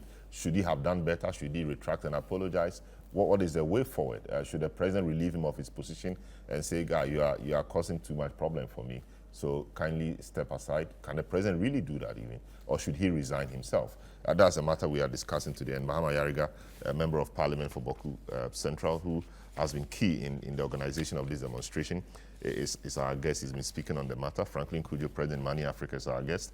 Dr. Richmond Etuahene, also our guest banking consultant. And Kofi Tonto, member of the MPP communications team, our guest as well. So before we took that break, Mahama Yariga, you were about concluding a point, yes, on the failure of the Bank of Ghana governor in terms of price stability, which the Bank of Ghana Act actually mandates that they do. I think the object of the central bank, section 3 of that law, says that the primary objective of the bank is to maintain stability in the general level of prices, and goes ahead to say that without prejudice to subsection 1, the bank shall support the general economic policy of government and promote economic growth and effective and efficient operation of banking and credit systems in the country, independent of instruction from the government or any other authority. And you say that the governor has failed woefully in every respect, shepherding the Bank of Ghana. In every respect. I mean, and the last point that I was going to make is that he himself admits to his failure. When we saw his financial statement for 2022, if you recall, the figures jumped, in some cases by 127%, some by 87%, some by even over 200 percentage points. And when he came, what was his defense? His defense was that because of the depreciation of the Citi, if you recall, because of the depreciation of the Citi, and because of the appreciation of the dollar, and because of the instability in prices, he's had to spend far in excess of what he normally spends, because a lot of his cost was denominated in dollars. Travel expenditures, if you recall, communication cost, and etc. So he himself is admitting. So if you, the central bank, your business cost is increasing by over 100%, 200%. Can you imagine if people in the private sector also running businesses are having their businesses increase in terms of cost by the same percentage points? Can you imagine the consumer, what is going to befall the consumer in terms of the prices of goods and services? So clearly he has failed. Then when you talk, they say, oh, that there's Ukraine war and all central banks are suffering, and that is why we must suffer. I have statistics from at least 3 of our peers. Nigeria, just Nigeria, next doors. a bigger economy, okay? You know, Russia-Ukraine war is being fought in Russia and Ukraine, and we're all around the same equator. We're all around the same equator. Now, this is what is happening in Ghana in relation to our central bank situation and what is happening in Nigeria. In 2021, Nigeria posted a profit of 46 million US dollars. Ghana posted a profit of 143 million US dollars. Okay? You see? Then, that was in 21? Sorry. Yes, in 2020, Ghana posted 143 million. Nigeria posted 1.7 million. 1.7 million? Million dollars, yes. Okay. In 2021, Ghana posted 107 million. Nigeria posted 46 million. Then in 2022, Ghana hit a loss of over $5.3 billion. $5.3 billion. Nigeria posted a profit of $84 million. So you see that they are increasing gradually, okay? The global situation hit everybody, but Nigeria is stabilizing. How is it that in the case of Ghana, we will rapidly come down to a negative, 5 point something, billion dollars? That doesn't have to do with the volume of, or the sheer size of the sacrifice that the BoG have had to make because of the DDEP. And he makes a point that we were here because of the DDEP. The situation we got was because of the DDEP. And I think the IMF is also alluded to that. And Finance Minister also said that they took a bigger hit for us. Who caused the DDE? Who caused it? Who caused it? Russia, Ukraine. What Russia, Ukraine? COVID. So was global, Russia? That's the point we're making. Global economic. The point we're making is that is the Russia-Ukraine war fought only in Ghana? Was it not also fought in Nigeria? In terms of food imports and then petroleum prices and etc. Was it not also fought in Kenya? Kenya, the same thing. In 2020, Kenya made a profit of $180 million. In 2021, they made a profit of $81 million. In 2022, Kenya posted a profit of $536 million. I see. In 2022.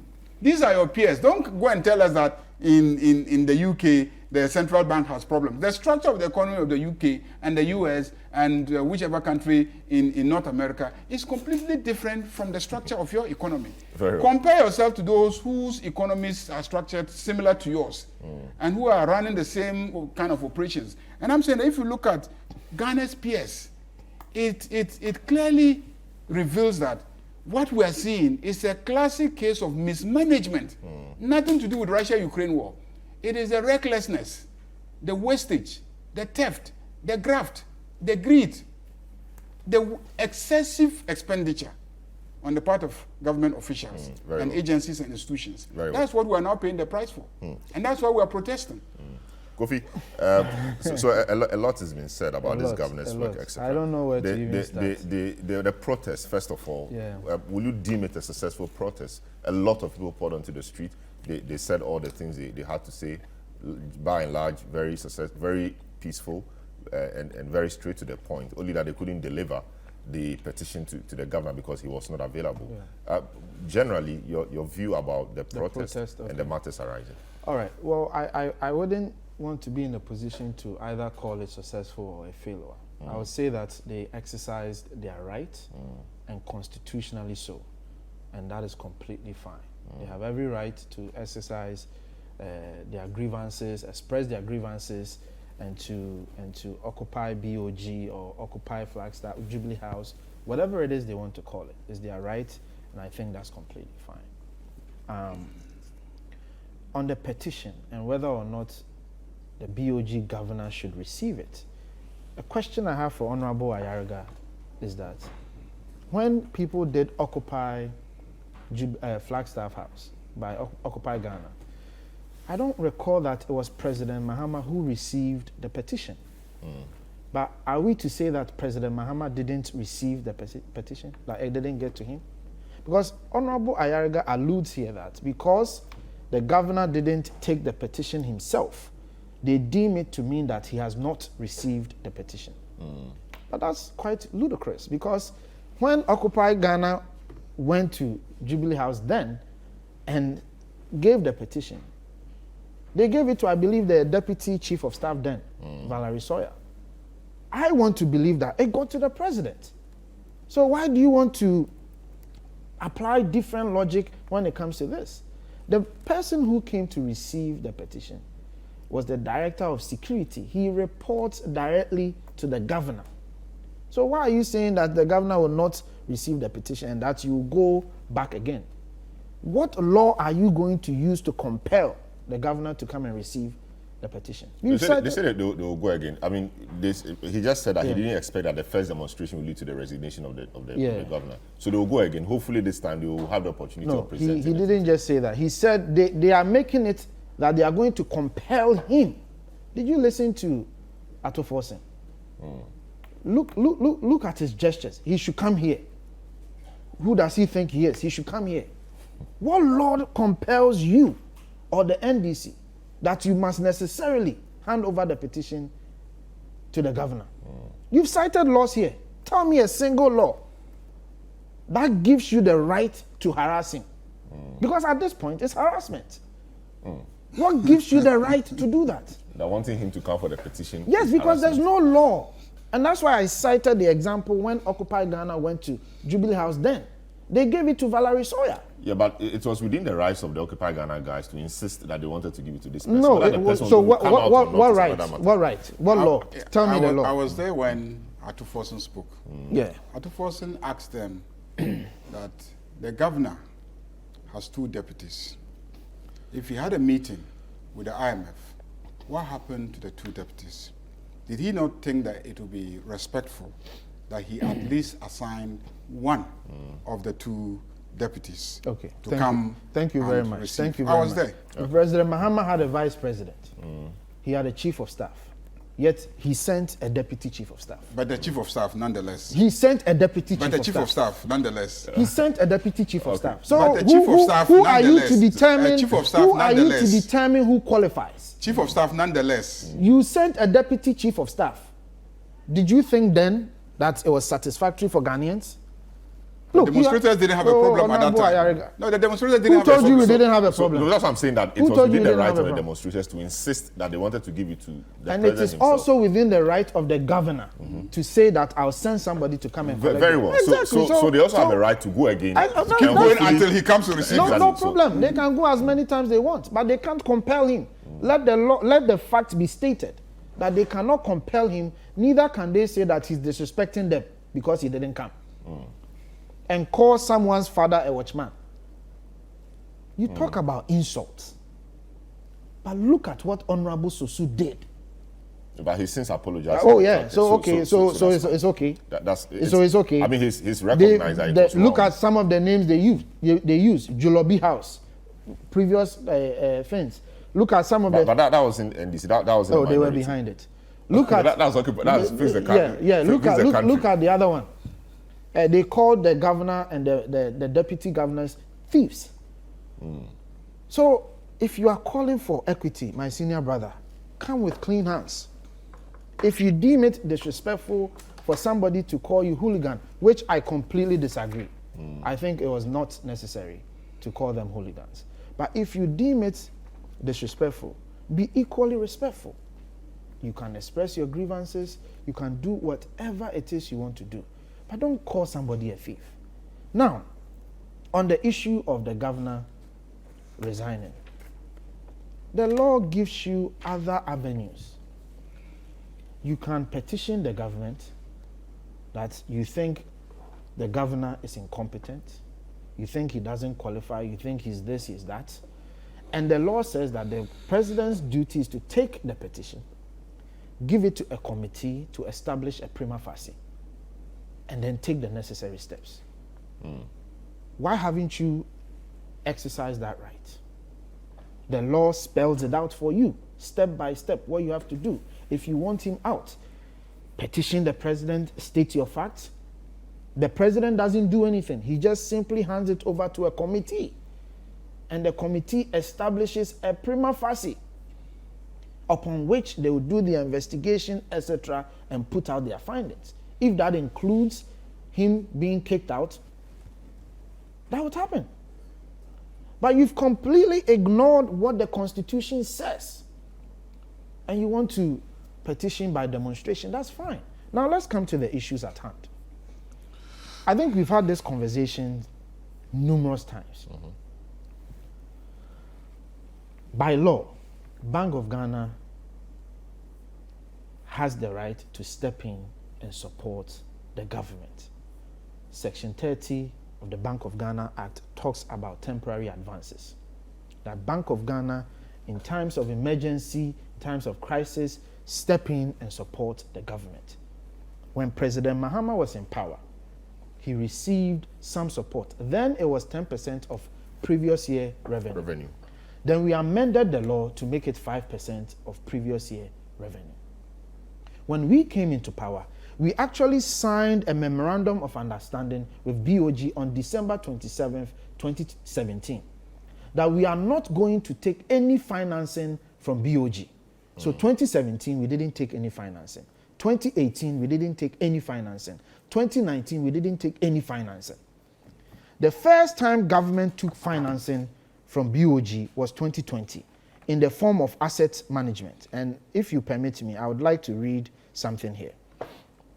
That was the first time government took financing in the form of asset management. Now, for viewers who may not know, asset management simply means non-marketable bonds. That is bonds that are earmarked specifically for the government. So let me read to you, my brother, Parliamentary Memorandum on Bank of Ghana Asset Purchase Program as part of COVID-19 Relief Bond Program. Date, May 27th, 2020. Submitted by Ken Oforiatta, Minister for Finance, in fulfillment of the requirements of Section 30 of the Bank of Ghana Act 2002, Act 612 as amended. Let me read to you the introduction, just a few points. This parliamentary memorandum serves to submit to Parliament the report on government's decision to access emergency financing from the Bank of Ghana consistent with the provisions in Section 30 of the Bank of Ghana Act 2002 as 612 as amended.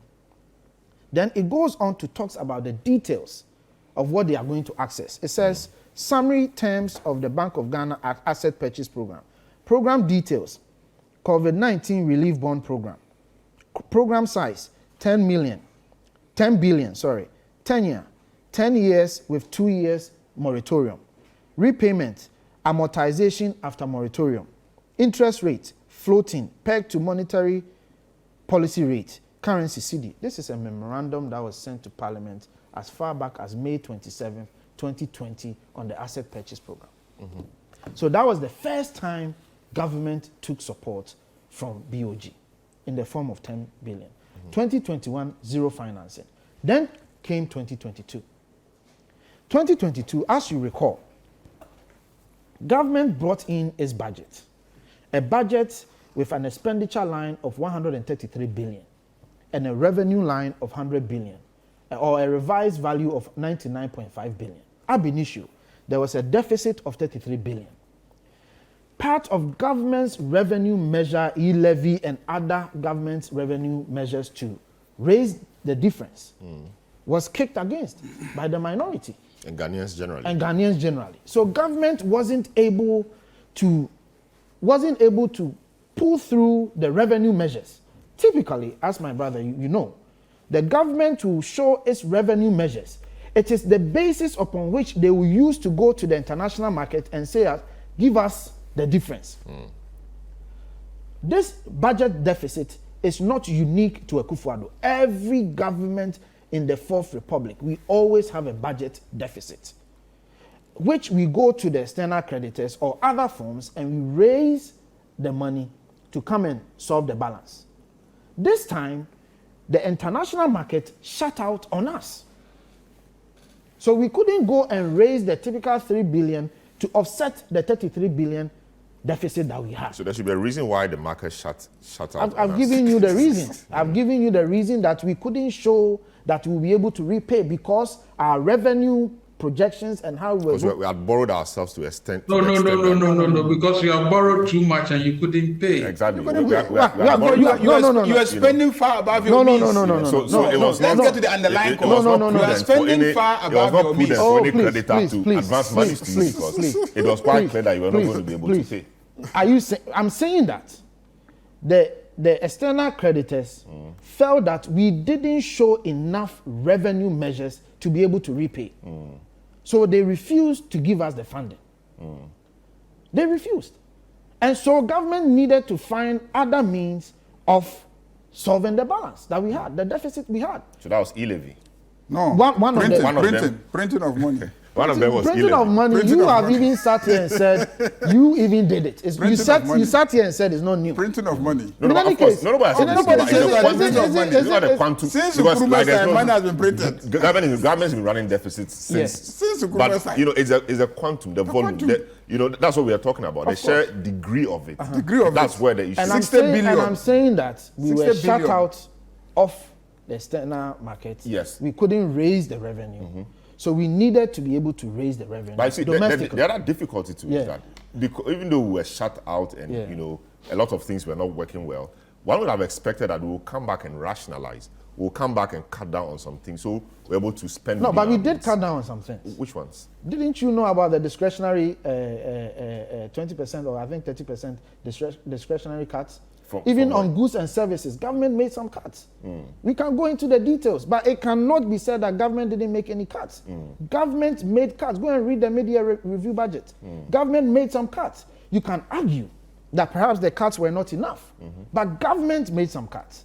So government needed the support, and that is why it went to the central bank to say that you need to come in and support us. Yes, so no problem with that. Yeah. The difficulty with that is once government went in there, the central bank knew that it was going to advance monies way beyond the 5%, the statutory 5% limit. There were things the law says the governor had to come to parliament. Should do. Yeah, and the point you're making inform is that parliament. That hasn't been done, and that was not. Like, for example, Honorable Ayariga sat here and said they never knew anything about government receiving support from BoG. They've said it countless. Yes. No, not just 2022. 2022. They've said that. I think the discussion was in the context of 2022. 2022. Yes. Do you recall that before 2022, Honorable Forson came out and said government, BoG has printed money for government. And they denied. And they denied. Please, they kept denying. They didn't deny. They kept offered denying until, I have the until the financial statement came out. Please, they offered an explanation of 22. Kept denying. Please, Honorable Ayariga, let me see. You go ahead. They offered an explanation of 22 billion. And they said that out of the 22 billion, 11 billion was the liquidity support. Some of it was special drawing rights from IMF. You lumped everything together as 22 billion that BoG has given to government as printing money. And they came and said, no, that's not true. It's 22 billion. 22 billion. The 11 billion came from BoG as support, or roughly 10 billion, almost 11, as BoG as support, which I read to you. And then the remaining was special drawing rights from IMF, and then government accessing its own rights for some of the government's statutory payments. But you lied to the people that BoG had printed 22 billion. That was what they were denying. So don't come and confuse issues as though they denied everything outright. They did it. They started printing, and when we caught them, I've explained it to you, Honorable Ayariga. They kept denying it to you until the financial statement came. I have explained it to you. You attributed 22 billion but of how printing. do you reconcile what you're saying with what is in their own financial statement? Which financial statement? I mean, No, I'm referring to the monies. Perhaps you are not following my argument. I'm referring to the monies they borrowed to government before 2022. Because they had borrowed or supported government before 2022. Then they came and said that they knew nothing about it. As in the context is 2022. 2022. No, I recall the press conferences that we organized in 2022. They said no. Honorable Forces. Because see, Honorable Ayariga, you've had the chance to speak. I think even Adongo was so loud on this in those times. Yes. You know, so he was one of the first guys in recent times who talked about printing of money. And the Bank of What Ghana year said was no. that? That's just last year, 2022. No. See, That's just 2022. Because, you know, when we said they should go to IMF and they kept refusing that they won't go to the IMF, and yet they were meeting their expenditures. Then we said, no, So where could they be? You won't let me talk. What was the source of the money that they are using to meet their You expenditure? go ahead and talk. The governor Because must print some money. They have not referenced just 2022. I mean 20 billion. Because what I'm telling you is that they first came out with a figure of 22 billion. Then they came out with another figure of 40 billion. Am I lying? They didn't just state one figure. So let's not create the impression that you came out once. You didn't come out once. You first came out and said 22 billion. And Bank of Ghana came to explain the 22 billion and said that you were misinforming the people and explained the 22 billion. Then you later came with 40 billion, which is the 2022 figure. So two separate things. So don't come and sit here and create the impression as though you were only referring to 2022. So the point you're making is that, you know, all those monies printed were printed within the confines of the law. This whole printing, are you referring to a machine printing money or what? I don't get it. No, I've been giving because government let's take the facts. It's a term. It's called printing of money. Unless of course I know. With the use of the phrase. I know. Printing of money. That's why I'm asking you, because you see, when we do that, we confuse the viewers. But the viewers too. The viewers understand it. Let me explain. If you learn economics in secondary school, no, please. If you learn economics in secondary school, it's called printing of money. No, please. I mean, BoG supporting government. BoG support is a technical support to government, increasing the lending value. But when you say printing of money, to be honest with you, a lot of people actually think that there is a machine sitting somewhere printing money. But that's what is happening. But Bank of Ghana does print money anyway. Of course, but not in this context. Yes, but we're saying not that in this context. they give money to government. Exactly, so let's say that. But the money they give to government, they print it. They have to print it to give to we are government. confusing the people. Let's say the people are not confused. I'm not sure the people are understand it. So you just don't underrate the intelligence of our listeners. Now you see, Honorable Ayarega makes a very ludicrous argument of big words. Of trying to compare Nigeria to Ghana. Look, when you do that cursory analysis. But you started by comparing us to England. You compared us to England. The Bank of Ghana that was comparing itself to England. Bank of Ghana. Franklin, but you talk. Bank of Ghana. They started comparing themselves to England, to America, to North America, to European countries. You are so I said, no, don't go as far as Europe. Just stay within West Africa. You are my senior. Allow him to. You are my senior brother. So you said we shouldn't compare ourselves to Nigeria. No. Who should we compare ourselves to? We can compare ourselves to Nigeria. There's no crime. But I'm saying that if you come and make a comment that because Nigeria's central bank posted a positive balance in the same context of the global economic crisis. No. You said we should rather go to England. Let me speak. And Canada. Please, let me speak. What context? Did Nigeria have a shortfall deficit, the budget deficit shortfall? Now, you see, all of this discussion is in the broader context of mismanagement of economy. My brother, go to Nigeria and ask them, the people in Nigeria, when they were on the streets demonstrating, go and tell them that they had prudent economic management. No, but it's in go degrees. And ask them. No, what degrees are you talking about? But the demonstration is now taking place because the route that you have chosen has not led us any better.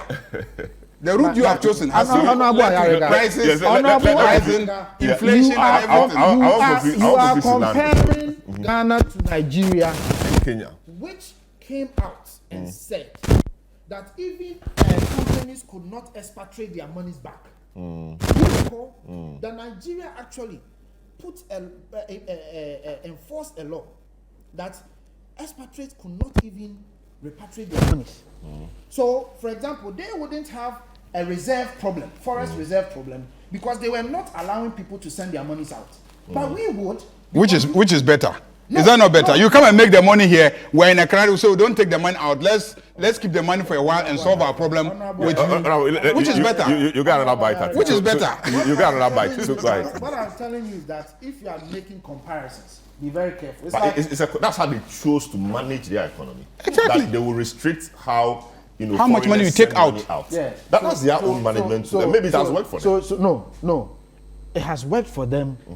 Has to be situated in the proper context. As I speak to you, today, Sahara reports of Nigeria, as if it was a coincidence, said that Even LPG prices have shot up incrementally. Go to Nigeria. Because they would do the subsidies. Let me take a break. They would do the subsidies. I'll come back to it. Yeah. So this is the big issue.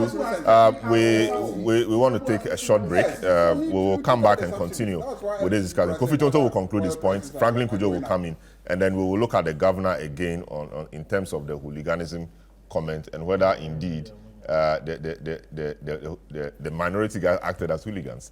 Don't go away.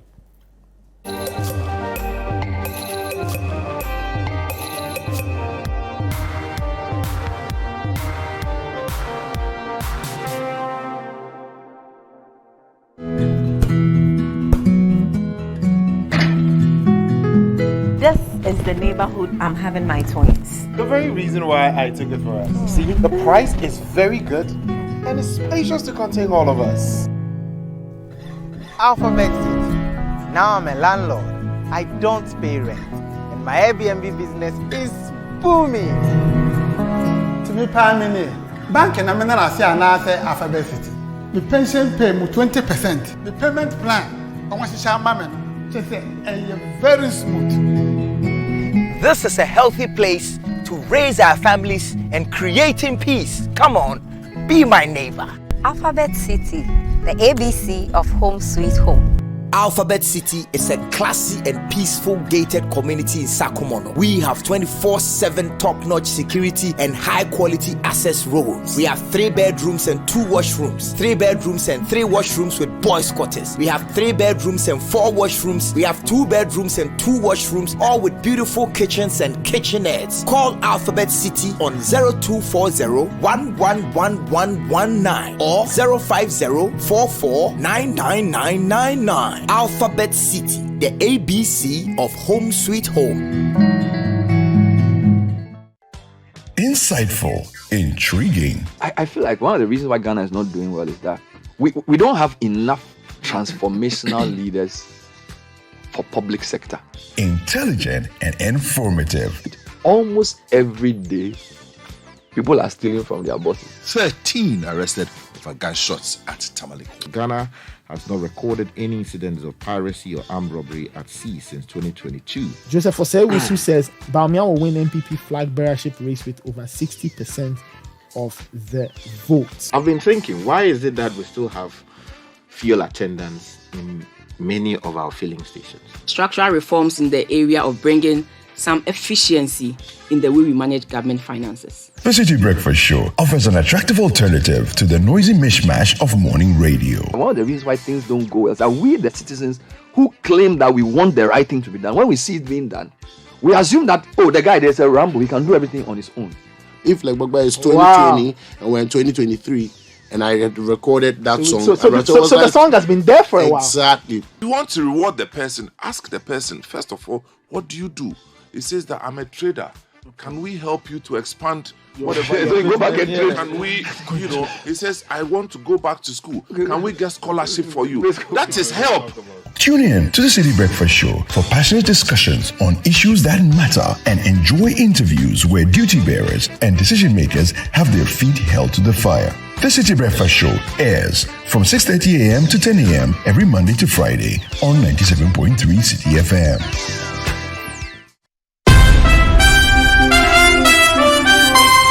After a busy day at work, consumed by the responsibilities of work, family, church, etc., it's great to get home to a detailed and comprehensive coverage of the day's biggest stories. Hello, and you're welcome to the Citi Newsroom. Live from number 5 Ogula Hanson Lane at Tesano. Ensuring that all angles of the various news items are accurately and adequately covered. CNR seeks to leave no stone unturned to bring viewers the best in news reportage. The courts have not stopped us from demonstrating. We see them in their V8, in their SUVs, using this road, blowing their sirens, but they do not give attention to this route.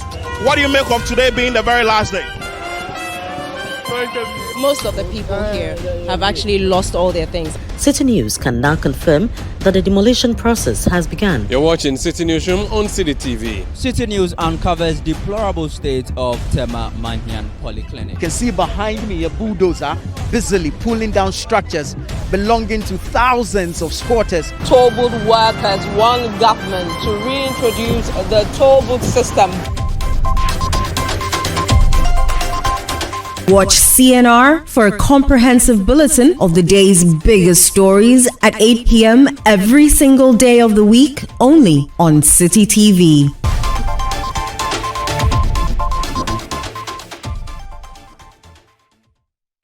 Do you have leftover food that you don't want to throw away and are wondering what to do? Or do you have bits and pieces of ingredients that you are struggling to use to create something tasty? Or do you simply want inspiration to try something different? Oh! Well, What's Cooking is definitely the show for you. It's a whole mood. It's a whole vibe.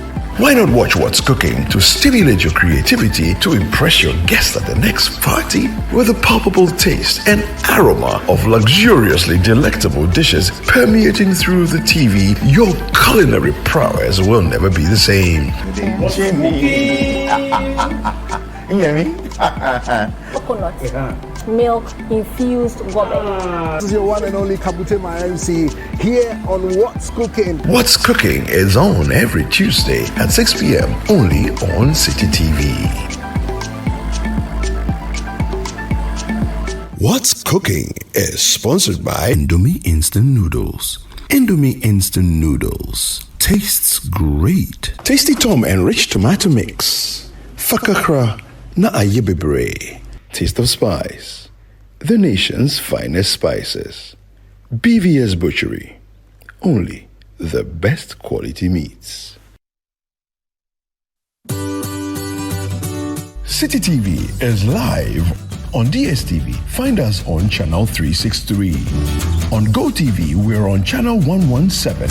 And on HD Plus, get us on channel 108. On a digital TV, run a new search, but take note that without an antenna, you cannot access Citi TV. Citi TV can be accessed on any free-to-air digital box like the GoTV and HD Plus boxes. Citi TV, it's your world.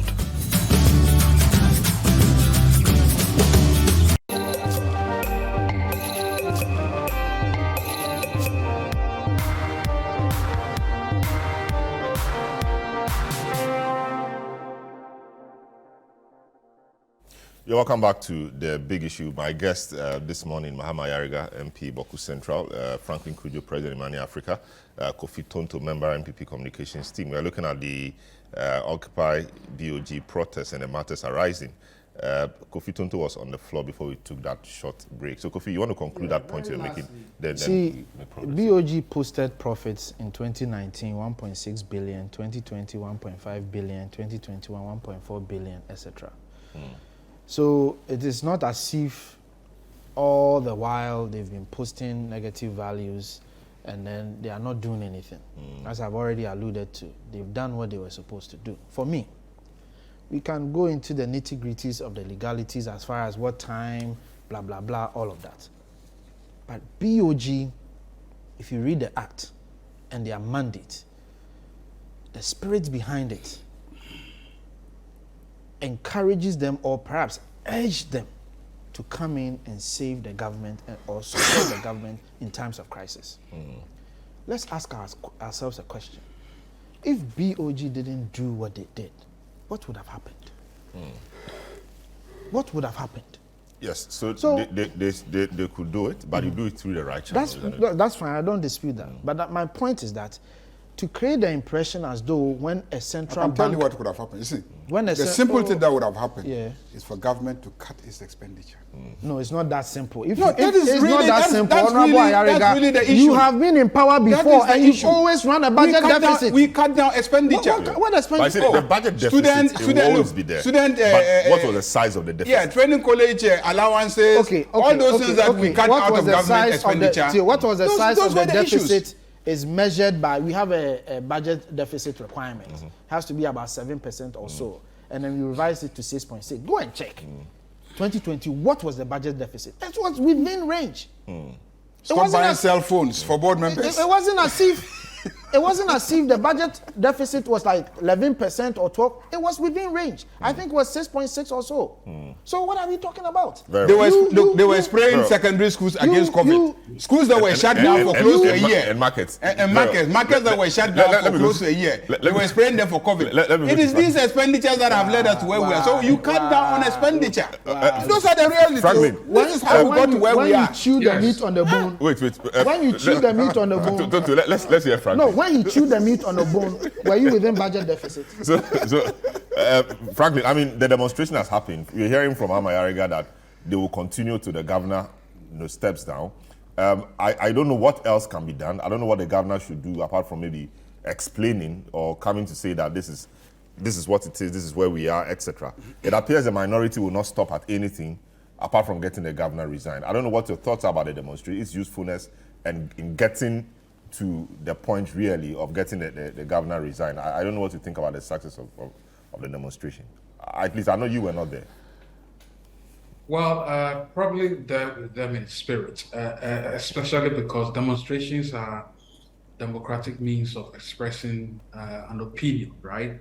I think when the Occupy Wall Street happened, it wasn't because the persons who were occupying the Wall Street and demonstrating were hooligans. It was because they thought that the fundamental neoliberal economic order was doing a disservice to a number of people. I mean, something I may disagree with, by the way, because as you know, I'm a libertarian, and I don't buy any of that explanations, by the way. I think the global order has been much more beneficial. Capitalism has been much more beneficial to the world than socialism and communism have.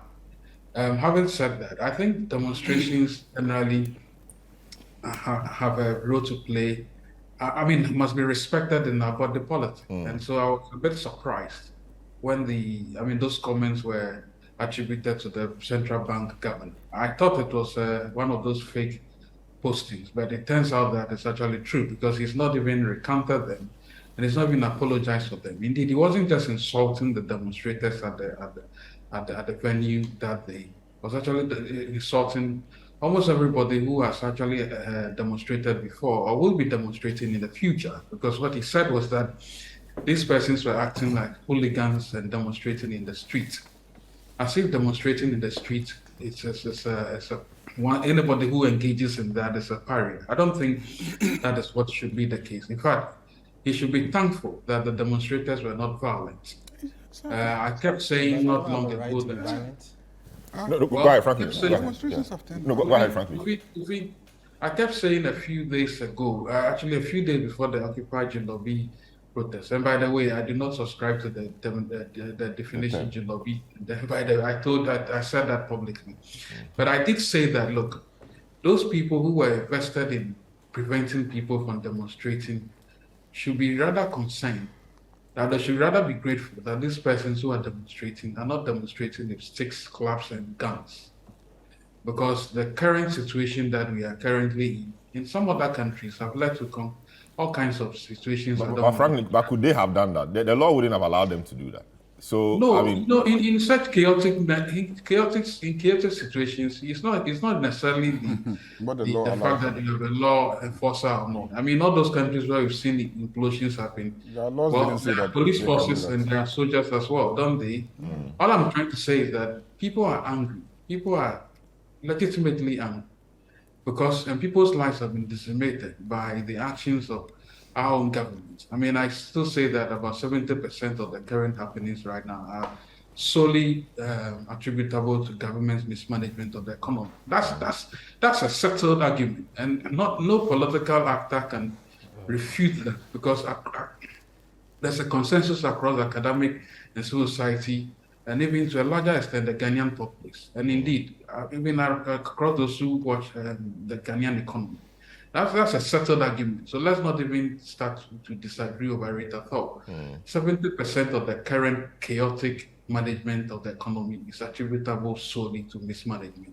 And let's just accept that. That's what I'm saying, that on that premise, the persons who had gone to demonstrate were demonstrating because of the angst they expressed against some of the actions of the central bank governor and indeed the government itself. So the least we could do is to accord them some respect.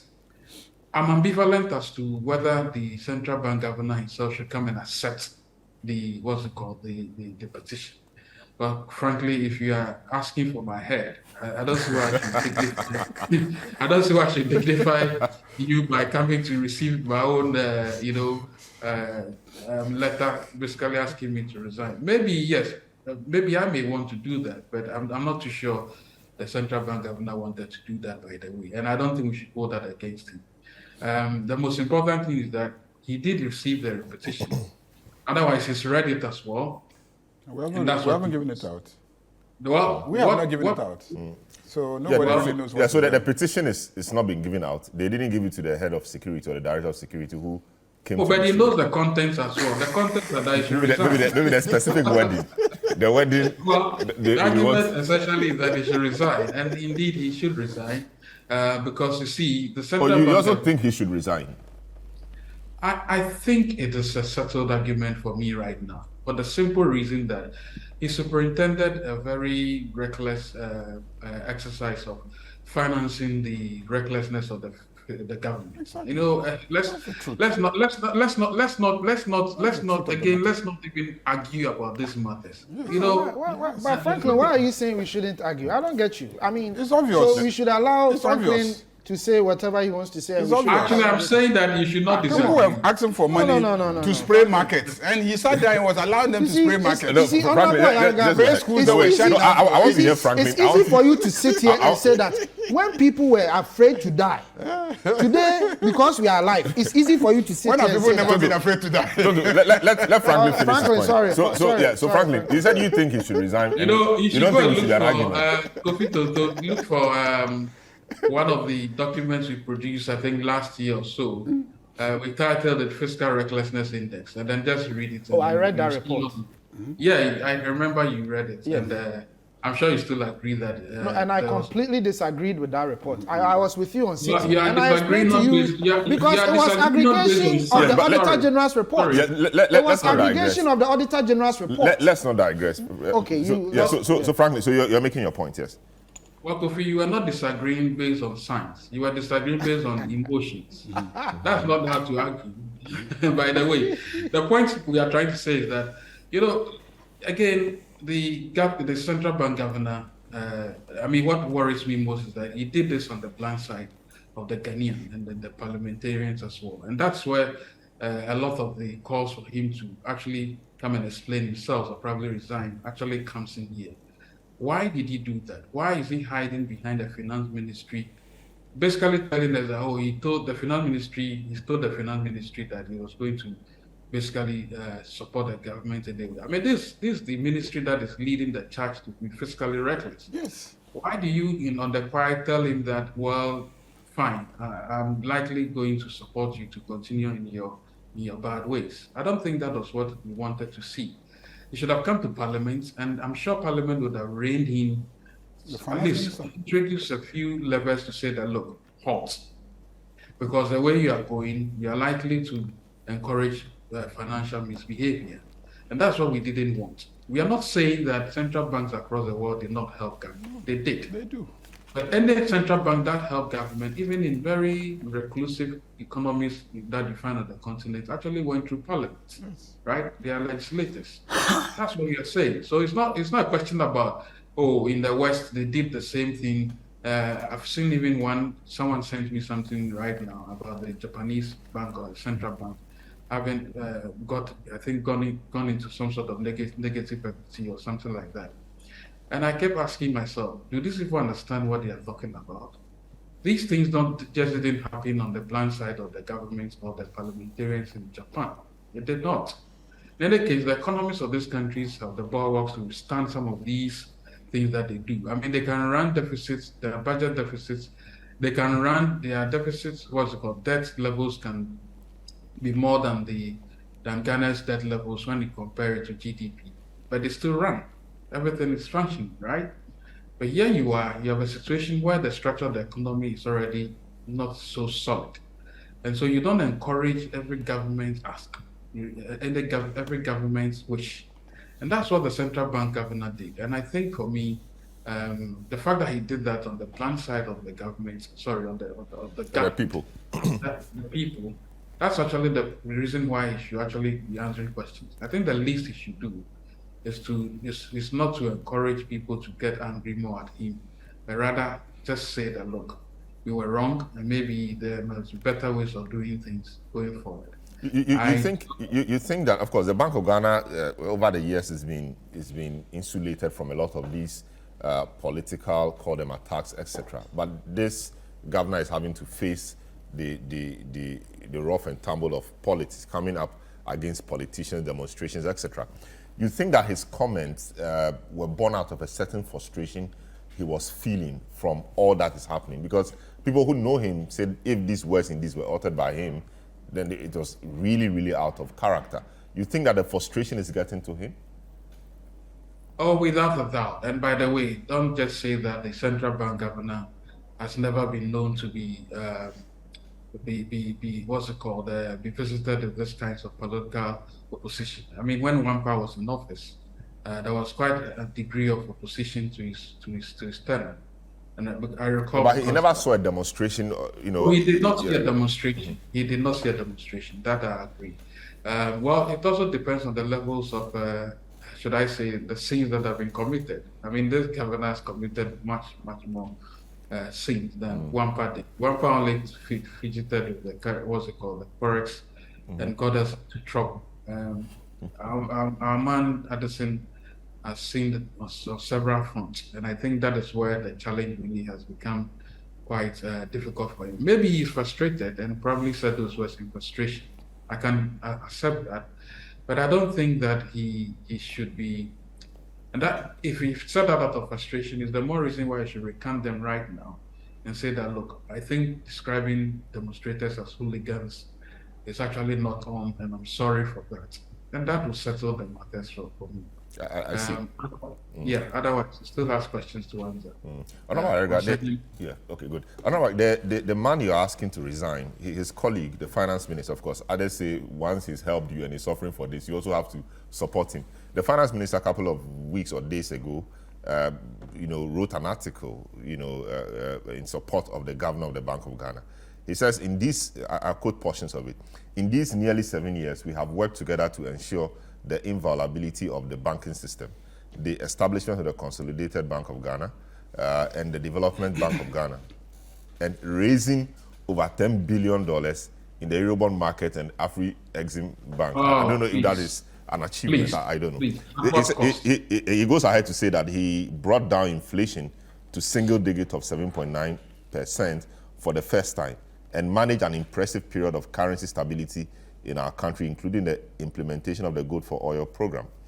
It continues to say that it is either simply the height of irony or a sad reflection of the state of public discourse in our country that this man steps up in a period of unprecedented global economic meltdown and domestic economic crisis, and he's being pilloried for his good work. So obviously, Honorable, the finance minister thinks that his colleague at the Bank of Ghana is done a great job and doesn't even understand why this whole discussion or debate about his non-performance leading to calls for his resignation should arise at all. He stated things he has achieved, and so this, if for nothing at all, should count for something. What did he achieve? He arrived on the scene at a time the NDC government had made all the sacrifices, had gone to the IMF, had gotten finance, had tried to stabilize the economy and the finances of the country, and then he took over. And then when he took over, he now started mismanaging, and this is the result that we are seeing today. So if the guy should be praised for bringing down inflation to 7%, what should we do to him now that inflation has gone to 54%? If we should praise him for 7% inflation, now the inflation has gotten to 54%, what should we do to him? So clearly, if you want to take credit for 7%, you must take full responsibility for 54%. But he says you must be punished. In the context, he said the same guy when he came, and I just pointed out to you that the same unprecedented global economy hit Nigeria, it hit Kenya, it hit South Africa, it hit all the countries in the sub-region, and they did not dissipate their finances to a point where they were registering a negative $5.6 billion, in terms of losses. So the same global financial situation hit everybody. Why is it that he is suffering, abnormally from the global financial crisis? Over 10 billion it's because, in the Eurobond. It's because he colluded with the finance minister. Colluded? Yes. That's quite a strong word. No, he did. He colluded. Listen carefully. The question I'm asking is, did he know that there was going to be a domestic debt exchange program? Did he know there would be something like that? We don't know yet. Good. How is it that in 2022, the year when he actually did the biggest impairment, was the year when the government borrowed so much from him? Did they know something that we didn't know? Because all of us felt that it's not possible for the finance minister to meet the target that the IMF had set for him. We all thought that he would. Apparently, they knew what they were doing. They knew what they were doing, and it definitely would have been working with him. So he is responsible, and we must hold him responsible. And so the finance minister cannot come and tell us today that when he sat there and was printing money for people to spray, markets, to spray school buildings that had been shut, and we're all told that after COVID, it cannot survive in a place beyond 14 days. Beyond 14 days. And these schools were shut down for several months. And yet, we spend hundreds of millions of cedis just spraying these school buildings. And everybody's like, wait, why are you wasting money like that? To a point where your own party parliamentary candidates were talking about how COVID money was shared. We're all here in this country. How COVID money was shared. Everybody had a piece of it. Parliamentary candidates, party executives, they gave us a breakdown of how the money was shared. Today we are finding billions of dollars in people's bedrooms. I'm not the one saying it. They themselves are not going to police station and reporting themselves that they were keeping billions of dollars and millions of dollars, millions of dollars in their bedrooms. They are the ones saying it. Now, if you have over, 500 appointees, and one person is able to keep several millions of dollars and millions of Ghana cedis, and you multiply by the number of appointees, can you imagine the number of the amount of millions? It doesn't mean that. So maybe this is an outlier. It doesn't mean that they do that. Frankly, before I bring in the non-exceptional cases, how much do you think they will be? They don't do it. They don't do it. Frankly, before Tonto concludes this side of the discussion, I thought you wanted to say something about Finance Minister's comment, article on the BoG Governor extolling his achievements and all of that, and saying that it's what were the words you said? It's simply the height of irony or sad reflection of the state of public discourse in our country that this man steps up in a period of unprecedented global economic meltdown and domestic economic crisis, and he's been pilloried for his good work. This is what the finance minister, the one who works with him. My friend who said you never go to the IMF, right? How ironical. Questions should be asked. And I think that whenever you see the fiscal manager actually supporting the monetary manager, then you should realize that we are in trouble. Because you see, the monetary person, in this case, the central check on the other, must be checking the fiscal slippages of the other. If the fiscal person comes and says that, oh, well, you helped me, you stood by me, and you did everything to help me, and is not praising you, what's the point in there? When you do that, your central bank is actually gone. I see. That's a certain. So to conclude this segment for us, people think that the response of the governor was in bad taste. It shouldn't have happened. So I don't know what you think. Oh no, but I've already said that personally. I think the word hooligan and the fact that it was completely unnecessary. Unnecessary. I don't have any issues with it because people also have a right to say that what you are doing is unnecessary. But hooligan, I take exception. I think he could have chosen a different word. but they set the tone. Honorable Ayariga and co. They set the tone. How? Oh, but I've cited several examples when you are calling people thieves, criminals, etc. When you don't have any, because there are laws in this country on who can pronounce somebody a criminal or a thief. Is that not so? So when you pronounce someone a thief, a criminal, and then you order the person, he should come here. You should watch Ato Forson's video, throwing his hands about. You should come here. Look, you are a minority leader, a relevant individual in society, just as he is. So you shouldn't disrespect him like that. But two wrongs don't make it right. Of course, and that's why I initially said that. What he said. So what do you think as a gentleman, the gentleman we are told he is? There will be no crime in him coming out and recanting that word and saying that I could have used a different word. I don't think there's any crime. You know, when you say something to offend your brother and they express grievances, it's okay. But I expect the NDC to also behave. You have a right to demonstrate, but you don't have a right to insult and attack people. You don't. You shouldn't do that. But lastly, see, Honorable Ayariga is doing a fantastic propaganda. He continues to use the word we sacrificed and went to IMF. Going to the IMF at your time was not a sacrifice. Please. There was nothing sacrificial about it. So to create the impression that you did something exceptional and that you sacrificed for Ghanaians and went to that, please, you didn't sacrifice for anybody. It was equally your mismanagement, which President Mahama termed as chewing the meat on the bone, that you needed policy credibility. That is why you went to the IMF. It wasn't anything sacrificial. So this attempt to whitewash yourself, you've had the chance to govern this country more than any government in this country. The NDC. What have you done? You've had the chance to govern this country more than any party. What did you do? We know your record. You are not credible. You don't have what it takes to govern. So if you want to talk about somebody's misfortunes and challenges, you may. Because you are credible, go and borrow from the international financial market and let's see. No, you may. But to come here you are credible, go and whitewash yourself as if you made some sacrifice. You didn't make any sacrifice for anybody. I said, all right. And if I should remind you, since you are credible, go and borrow from the international financial market. If I should remind you, I'll give you a few examples. You see, do you remember this gentleman who went to jail? I forgot the name. It was Sada or something like that. STS. Abu Ghapeli. Yeah, Abu Ghapeli. Do you know President Mahama? You know what he did? The day Atuguba read the verdict was the day, that night was the day Mahama released the white paper on Abu Ghapeli. Because he didn't want even people to read it. He knew he wanted a topical issue to come and he hid that report there. That's the man we are talking about. But let's remind you. It was jailed nonetheless, or? Of course.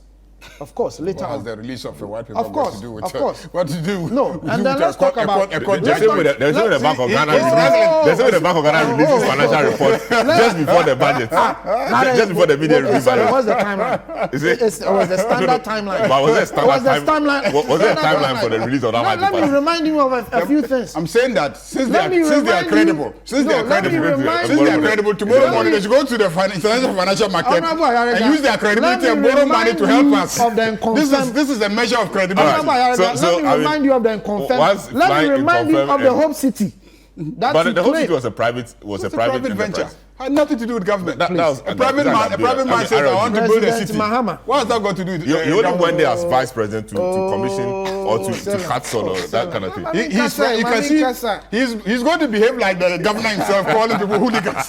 All right, guys. So, he's going to behave like the governor himself. He's about to behave like the governor. So you please, if you don't rein him in, sacrifice anything. If you don't rein him in, the way he's going, Hope City and etc. So let me save all of us. So this is the big issue. The next discussion will be on teachers. There's a report that about 10,000 teachers have secured some certification, etc., to go and teach in the UK, and that should really come to us as concern.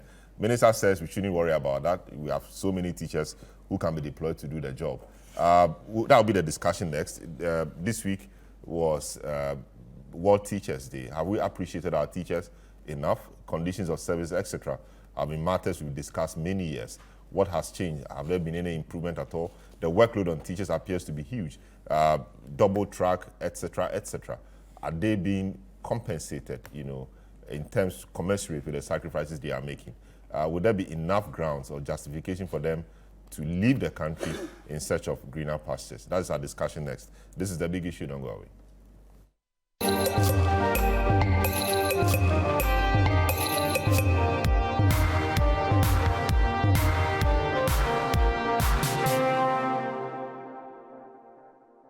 And the overall best student goes to Kwame Boateng. That's right. Get a TV. Wow. Enjoy the best quality sound with TCL soundbar. Always buy the best from TCL. TCL inspires greatness.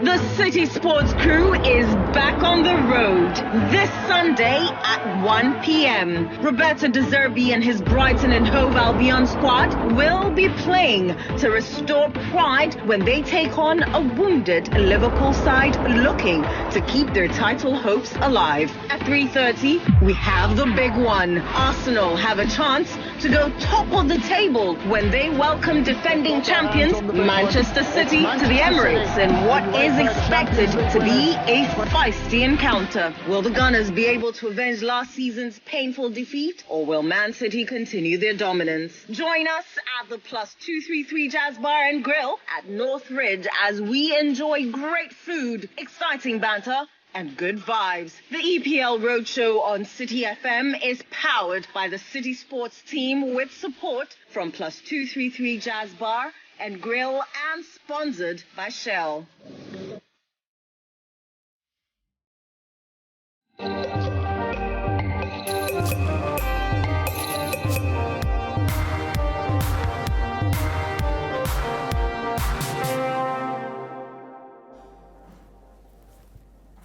You're welcome back to the big issue. A number of your messages have come to. Let me quickly share them with you. Then we move to the next topic, which is on teachers. This one from Junes Adoboinla says, "Good morning, Salom. The loose comments by the BoG boss were very unfortunate, but how can you blame him? When his boss, Akufo-Addo, has absolutely no respect for Ghanaians. The attitude of disrespect for Ghanaians is what has permeated through all sectors of governance, you say." Babamu from Tamale says, "Why can't the minority summon the BoG governor to parliament if they think the governor failed woefully? Anyway, I associate myself with the governor for describing the minority demo as needless." General Ortega says, "Salom, sometimes I wonder what the politicians take the electorate for. Is Kofi saying that we don't understand the issues and they are teaching us? It's the understanding of the people that led to the rejection of the so-called e-levy, which is daylight robbery, you say. We are intelligent and deserve some respect." This other one says, "Politicians are not perfect, but I can say Mahama is better than Akufo-Addo. The president is a failure, and it's a fact. Let's be truthful." This is Alex Duane in London. All right, so this week we commemorated or celebrated the World Teachers Day, and anytime we mark such important days, it's an opportunity for people in the profession to state what their issues are, what conditions of service they expect, and what can be done to improve their lot. So this year we got wind of the information that some 10,000 teachers have secured certification and are ready to move out of Ghana to work abroad, specifically the UK and other countries. This is generated quite some discussion, and we're wondering whether our schools will be left without teachers, because in some of the rural areas, teachers don't even want to go there. So if teachers around the country are seeking to leave the country for search of greener pastures, that really should be a matter of concern and should call for some discussion.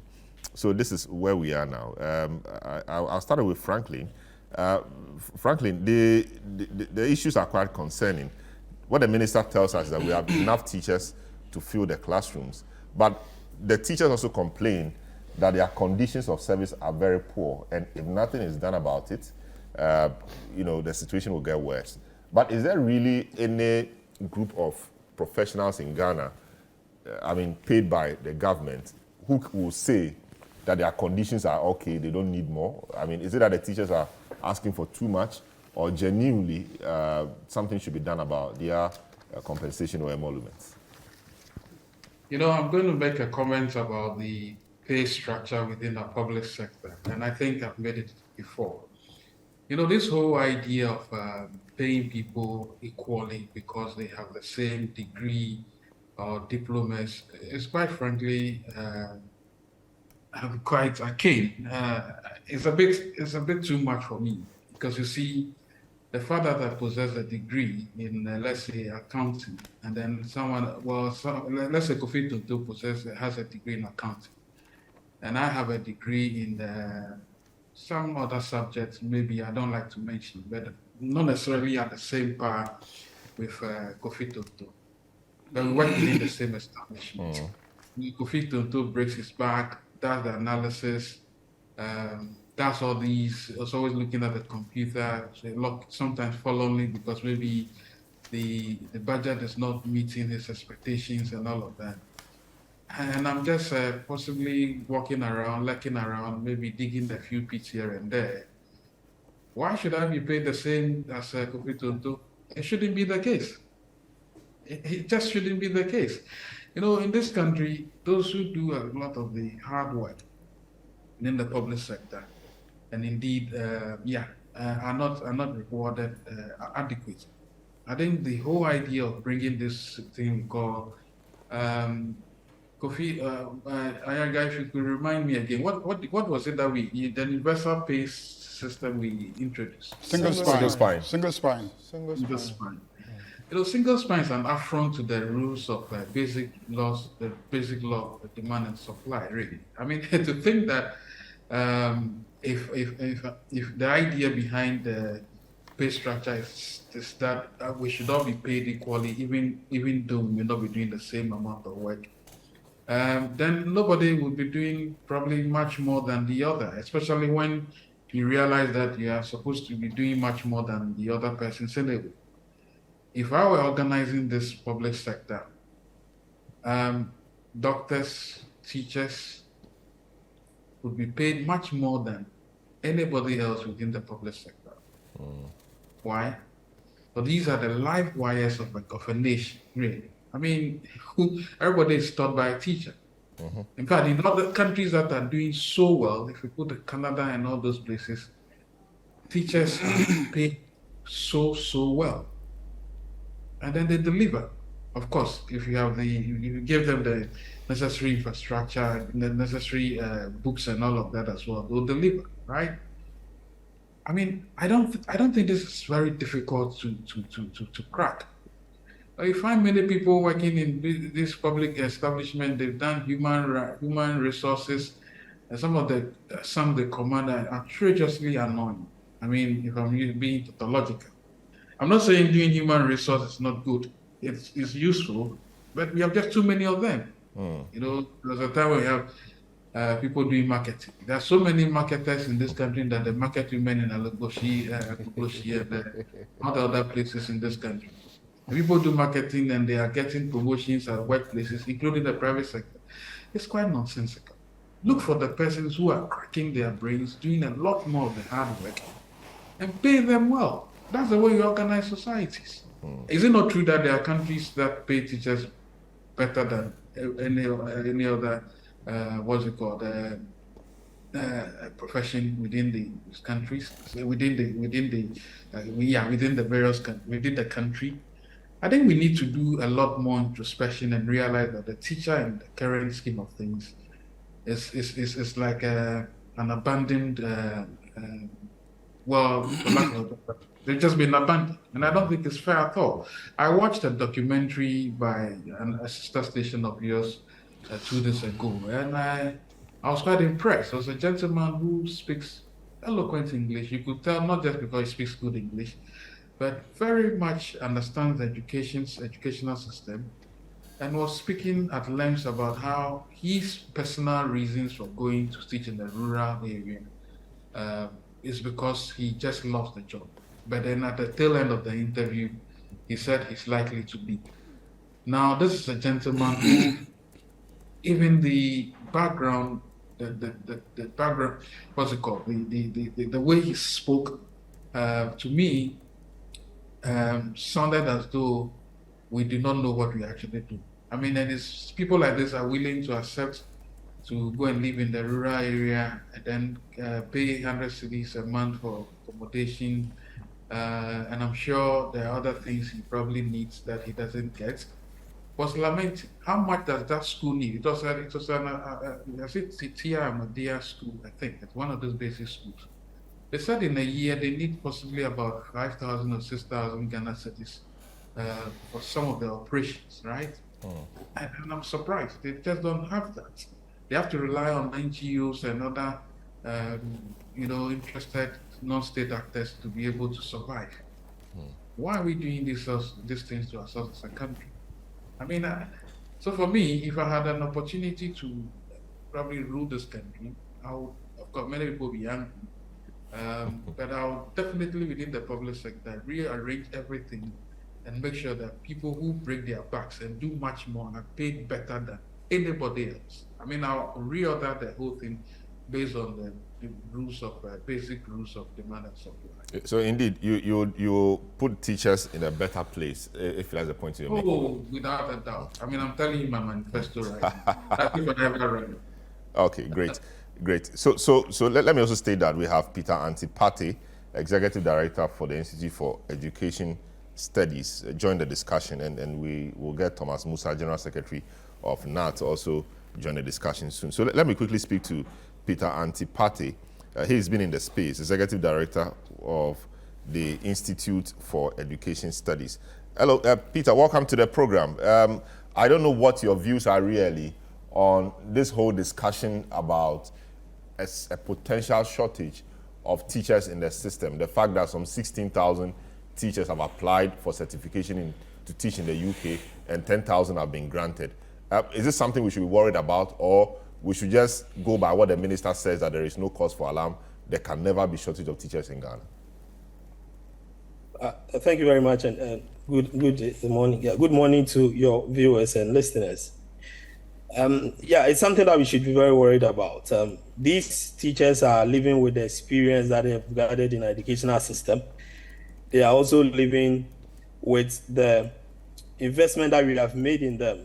You know that when you are paying these teachers a training allowance, which we have said long time ago that it should be scrapped, you are investing in them. When you are building providing various resources for their training, you are investing in them, and the result is that at the end of the day, these people should come back and then support your the development of your human capital base. So if they are leaving, then it means that the investment that you've made in them, you are not getting the needed returns. And I think that the minister's position is a little bit worrying. Globally, you never check or you never talk about shortage of teachers by looking at the number of teachers in the classroom. No, you look at teachers shortages in relation to people or enrollment ratio. So we have teacher people ratio. And if you check, our standard is supposed to be 25 to 35 students to a teacher, but we are doing around 75 to a teacher, 8,500 students to a teacher. In fact, on the average, nationally, we are doing 1:55, one teacher to 55 students. So I was a little bit taken aback when I heard the minister said that we do not have shortage of teachers, because he, in his mind, is thinking that the fact that in a class you have every classroom in Ghana, you have a teacher in there means that we don't have shortage of teachers. But if you talk to some of our people on the ground, you will know that even in some of our schools, the teachers are not even available.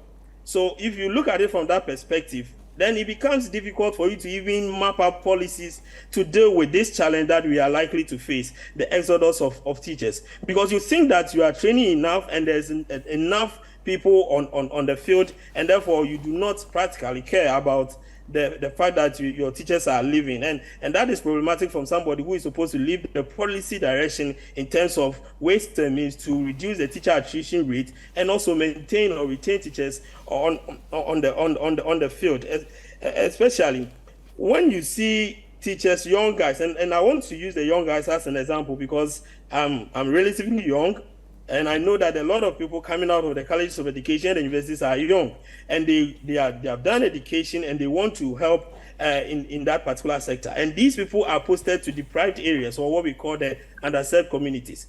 They go there and there's difficulty in terms of accessing good water. There's difficulty in terms of accessing electricity. The school that they are teaching in there, there's nothing infrastructure good about the infrastructure in that particular school. And sometimes even a common staff common room, they do not have. No young guy would want to live a life in such a society. And therefore, you will see these people leaving the underserved communities and coming back to Accra after 1 or 2 years of being posted there. So you have children in these rural areas and underserved communities having difficulty with quality teachers who are supposed to teach them. But there is an agreement with the Ministry of Education, of course, the government, that everybody that is posted to these underserved communities should have 20% of their gross salary paid to them as an allowance. I listened to Musa yesterday, and he's indicating that since 2008 or 2009 or 2010 till now, that particular amount have never been paid to any teacher that is being transferred to an underserved community. How do you keep your teachers in such communities, and the promises that you have made them you do not fulfill, and you expect that these people will stay in the profession? It is going to be difficult to keep them, and I think that the earlier we think broadly about how we're going to maintain these experienced teachers that we are having in the system, the better it will be for education sector, because the minister at the same time said that we have a literacy rate of 62% in terms of our class 2 pupils. So numeracy literacy at the basic level is going down. At the same time, infrastructure is problematic there. It means that learning outcomes are not going to be as we expect. And the teachers that are supposed to help build the capacity of these young ones are also leaving. That is chaos in the education sector. And I think that there should be a well comprehensive policy direction to ensure that these people do not, in fact, we bring an end to this exodus. Of course, you cannot prevent people from traveling, but as much as possible, those who would want to stay, we should make things comfortable for them to stay and help to build the human capital base of this country. But what is comfortable? But so you answer that. Before that, I mean, to be clear on what the minister said, he says that we have a lot of teachers. So Ghana is one of those countries where you can get 100 teachers today if you want them. The point he's making is that we have a lot of teachers like reserves. The difficulty is with clearance. So as and when they get clearance, they employ them. So there should be no talk about shortage, because there can be no shortage when you have a lot of them you are not even using because you don't have clearance for.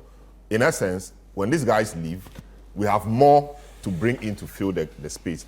The issue about experience, whether the people who will come in to fill the space have the requisite experience or not, is a different matter on its own. But he thinks, or he seems to say, or to think, that we have the numbers, so we cannot have shortage. No, but that is what I'm saying. You don't look at teachers as teachers that are let's say a backlog. They are not already in the system. If you have a backlog of people you can employ, why don't you employ them and reduce the teacher to student ratio? Because that is the critical point. Most of the challenges we are having in our public education system is that the teachers do not have the requisite strength and ability to handle the students that they are having. You have 75 pupils in your class. How do you attend to all these? Because the teacher is supposed to attend to the individual needs of people in the class. So if the minister thinks that we have excess teachers in the house, I think that the next thing that he should tell us is what method or what mode or what policy he is putting in place to ensure that these people are brought to assist those who are already in the field, because they are already burdened with the level of enrollment that we are dealing with. what do you call comfortable? I think that the teacher challenge is a broader welfare issue. I know places, rural settings that I've visited where teachers are comfortable because there is a decent accommodation for them. Some of them are built by these NGOs. There's a decent accommodation for them. The teacher is able to access a little good water. He has a nice classroom that he is teaching.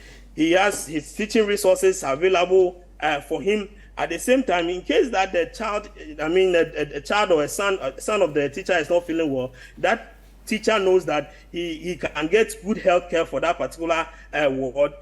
That teacher also knows that in the life of his work, he can be promoted and there's a future in the profession for him. And finally, when he retires, he knows that at least he has a decent life, or he can get a decent life after retirement. That is what we call comfortable. And I think, and I say this with all the authority that I have, that none of our teachers can boast of these comfortable things that we are talking about.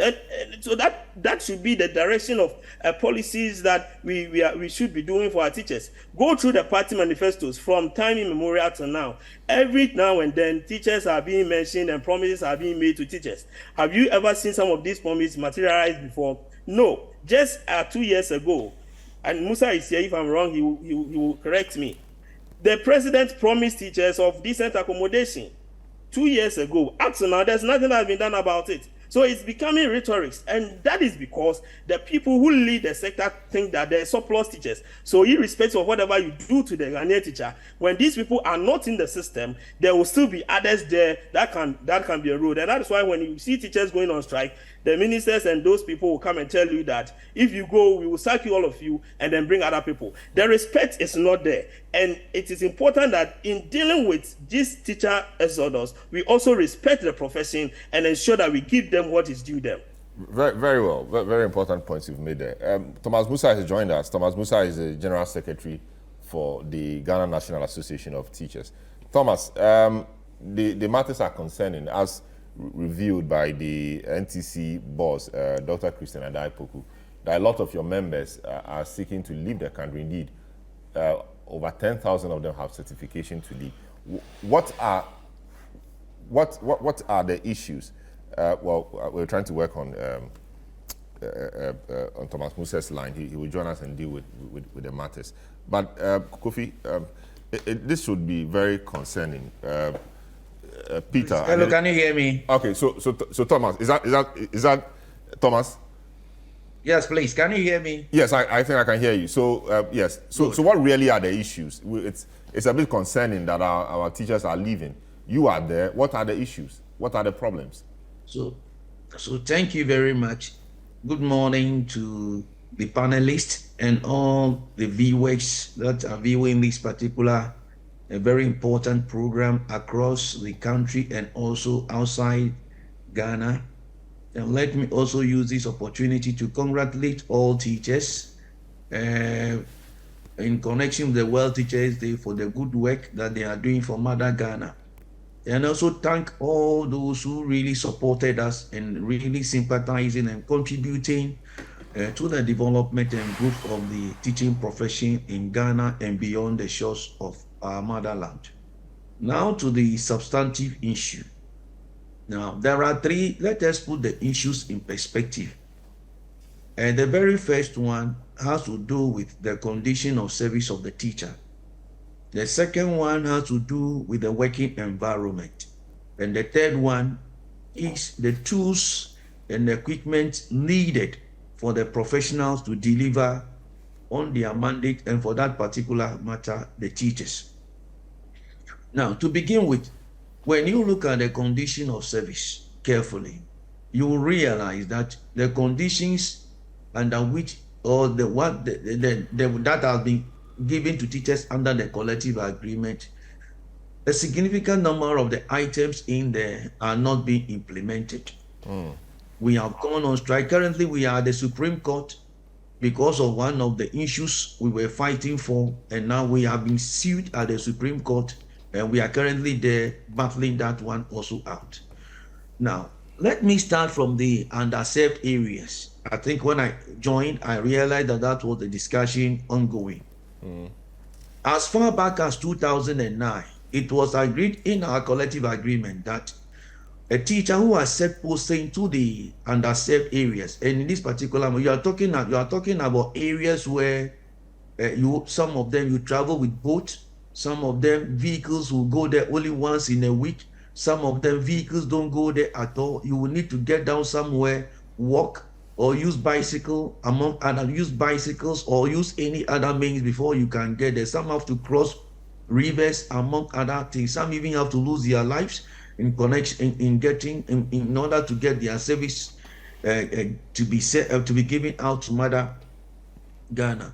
An agreement as far back as 2009 was that 20% of the gross salary of the teacher of that teacher will be given to him. 14 years down the line, the money has not been given out. We have written letters, gone on strike, gone to the Labour Commission, and currently we have been sued at the Supreme Court, as I have indicated. That aside, look at the issue of vehicle maintenance allowance.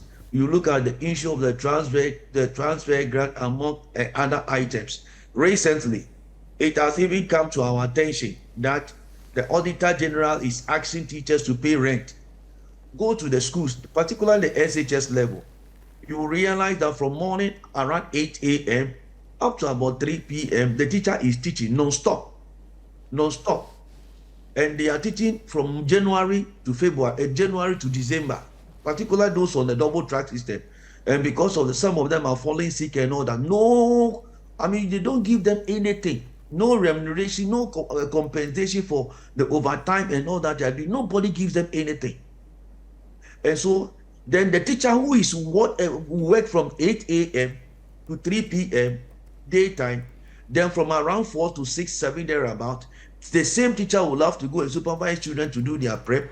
Then in the night, the teacher then becomes a watchman or a watchwoman, because you are to ensure that the children don't break the rules of the dormitory to go out. And because of that, you, the teacher, you will have to sacrifice your night and watch over them. The auditors will come and tell us that these teachers should pay rent. And we ask, when you build a house and you provide a security post, you tell the watchman or the security man to pay rent, then why do you put the building there? Why is that particular building there? Why shouldn't the teacher in Accra, for example, in Laboni Secondary School in Presec, occupying a bungalow, why shouldn't he pay a little token for rent? Because the building is there. No, look, let me explain something to you. Responsibilities must go with certain amounts of rights. Anything that recently when a particular student used a scholic head to hit the bed, that particular teacher was suspended. The housemaster was suspended. What was his sin? His sin was that he should have reported that particular issue when the students themselves went to tell him that they were playing and one of them fell. Recently, not too long ago, West Africa, the headmistress there was interdicted. Time will not permit me to tell you about Tamale and all that. So if it is the case that you are very swift in applying the rod, then you must be as well as swift in compensating teachers when they do the right things. But when you don't compensate, but you are rather looking for the wrong things to punish them for, then we have an issue. And that is why we are currently at the Supreme Court. And we are saying that, look, if these things are not corrected, the extensions will continue today, it will continue tomorrow, because nothing can stop it. And let me add the other one, even the big issue. Look, if you are a teacher today and you retire today, it will be difficult to retire into a 2-bedroom house. It will be difficult, if not impossible, to retire into a 2-bedroom house. And being a rational being, and you are working, when teachers are coming on board, they come with their competence, they come with their morale, they come with their motivation, they come with their attitude, they come with performance. These are the 5 core things teachers come to the workplace with to deliver on their mandate. And yet when the person is going, after the person has given all his strength, given all his might, and the person is now weak at age 60, the person now cannot retire into a 2-bedroom house. Certainly, the person has no option than to ask for death to come and take him or her. That is the situation we are in now. I see. And it's not something that we can take for granted. Otherwise, the teachers will be leaving. Let me now comment briefly on the other two items. The So do second that briefly item for we us. also. I know you're a teacher, so give an opportunity. You can explain a lot, but that's fine. So yes, you know. Yes, I'm coming. But the other two items are very, very important. Look, the second one I want to talk about is the working environment. Let us remember, the Christians will tell us that God created the garden before he created man. In environment where you work, it is as important as anything. The environment you create determines the kind of thing that you can do and the things that you cannot do. Go and look at the teaching learning environment that we, particularly in the public schools. It's nothing to write home about. There's nothing to write home about. Infrastructure deficit, deficit of furniture, a deficit of how to facilitate people to get to the places where the learning environment and all that. When the children even get the kind of structure and the environment alone is enough to discourage the child. That look, this is not my place. If care is not taken, if the learning environment is not conducive, the only option left is that these children will find themselves into child labor and other areas, which will certainly come back to haunt us in some years to come. The final one I want to bring to your attention is the issue of the tools and the equipment, the teaching learning materials. My brother, today we say we are in a global village. How can you draw a computer on the chalkboard? Sorry, on the board. When the outside world, the global village, they are dealing with artificial intelligence. We are here drawing a computer on the board. Musa, is that not the reason why? Is that not the reason why government is supplied or provided all teachers with laptops? The one teacher, one laptop. We are talking about the schools, the children. It's a beginning of it's quite some effort made in that, right? So now teachers at least have computers to do their works with. You see, the teacher can bring the computer to class and show to the people. At least it's some progress. That is the problem. You see, that is the problem. When we are speaking, when we are explaining these things, people will say, "Oh, Rome was not built in a day." Let's look. Education is capital intensive. I repeat, education is capital intensive. Go all over the world. People are investing heavily in their human resource to help them build. Don't forget, the World Bank has already told us, both in 2018 and in 2020, that if care is not taken, 56% of our India, this was indicated in their Human Capital Index report, that if care is not taken, 56% of our human capital will go waste in the next 18 years. Do you know the implications of that? That will be dire on this particular country. And we cannot be ready for that one. And particularly so because we are now dealing what we call the standard-based curriculum. And in the standard-based curriculum, you require the students must play with the material. They must see the material that the teacher is talking about, play with it, learn at their own pace. So if all these things are not there, then how can you then move from the objective-based curriculum to a standard-based curriculum when these things are not there? So once we are celebrating the World Teachers Day, we need to bring these challenges before all of us so that we all look at it and see what we can do to make our mother Ghana great and strong. Don't let us forget that once upon a time in this particular country, we had a concept called agege. And I don't want to believe that we are pushing teachers to get to that particular side again, where all the professionals will leave the shores of this particular country to another country. I don't think that is what we want to do. That's what we don't want that. Thanks so much, Musa. So we'll get back to you. Tonto, Kofi. It appears a lot has been placed on the government's table. Government has made a lot of promises. 20% allowance for teachers who are posted to rural communities, vehicle allowance, transfer grant, etc. Accommodation for them, the 20,000 housing units. Nothing of those have been done. So they complain about conditions of service. And as young people, if they are teaching and they are not getting what they are to get, and there are opportunities elsewhere, they will go. I mean, what is patriotism? They will leave and go because they must put body and soul together. They also want to live their life. We are not doing well as a people, as a government. Well, I'm here to really go deep into the details. But let me first and foremost say a very big thank you to our teachers for the work they are doing. I'm not an expert in the area, so I wouldn't want to pretend to know much about it. except to say that he has enumerated several challenges, and except to... Hello. Yeah. Yes. No, go ahead. Okay, except to throw my weight behind teachers, that whatever necessary government needs to do to support them, we must. We find ourselves in very difficult times, and some of the things that you are referencing, that's quite capital intensive. I mean, 20% for vehicle allowance. Yeah. I mean, even if the average vehicle is 30,000, if it's a small car, you are still looking at about 6,000. So the 20% is 20% of their salary for those who are in rural areas. For a vehicle or for... No, for the human being. Like, because it's teaching there. Because they are in a remote place. Sure. But I think I heard you... So there's vehicle allowance, there's transfer grant, Okay. So is it transport or vehicle? Because that's where maybe my confusion is. So he said vehicle. So maybe if you have... So I think they are probably referencing transport. Yeah, because... But other officials have vehicle allowance and things like transport vehicle allowance and things like that. Okay, so whatever it is, I think for all these things to come up, it means that they need them to do the job that they are doing.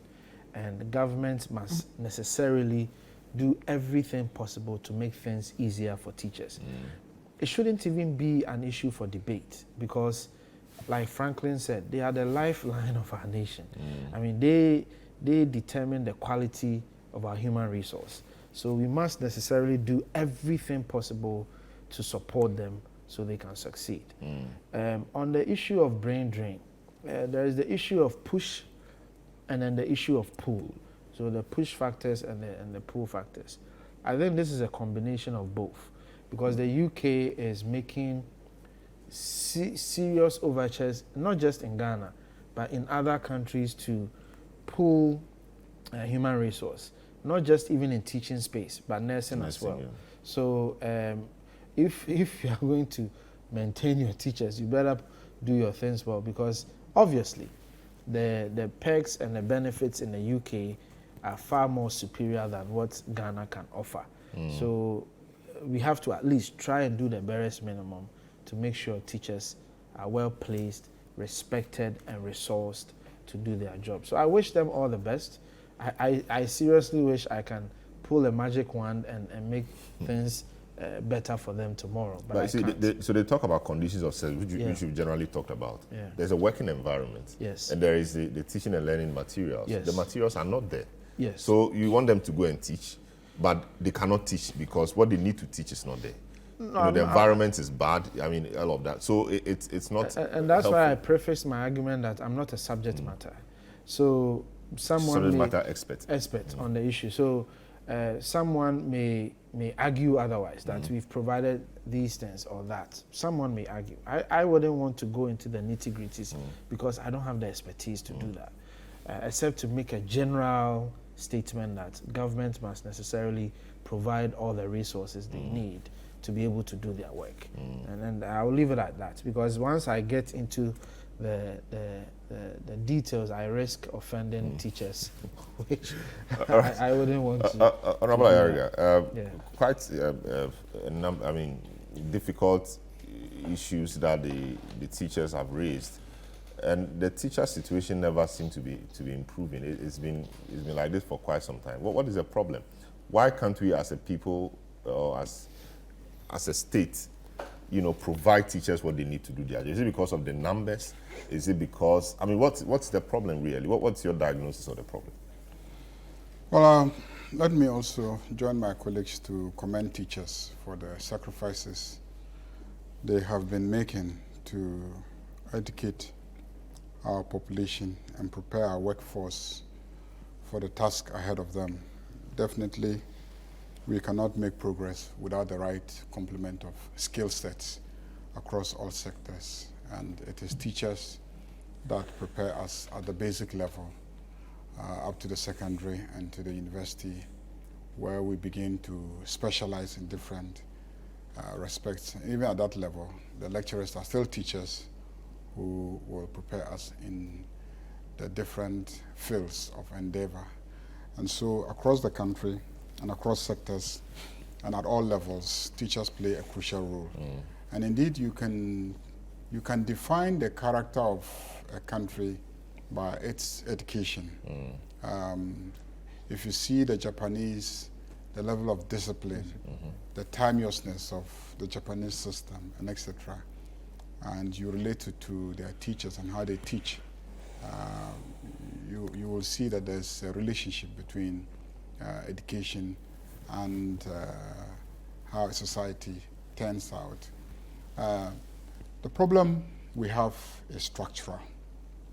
The problem we have in this country is structural. And unless we understand it from that perspective, we might never be able to deal with the problem of education.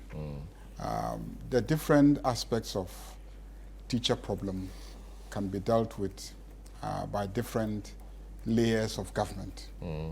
Are we taking the issue of localization of the management of education serious?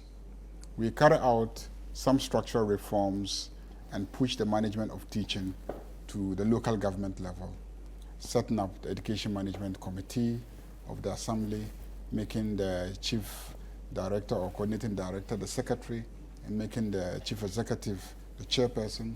Are they taking their jobs at that level serious? Because realistically, it will be difficult for a Minister of Education. I've been a Deputy Minister for Education.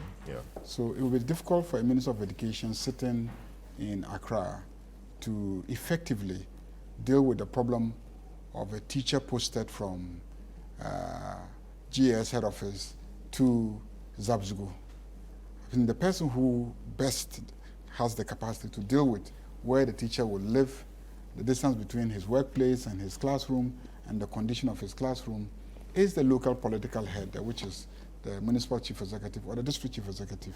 And so we decentralize education management and move the power to the district level, hoping that being there at the local level, they will play a more effective role in receiving and hosting and managing the welfare of the teachers to be able to perform effectively.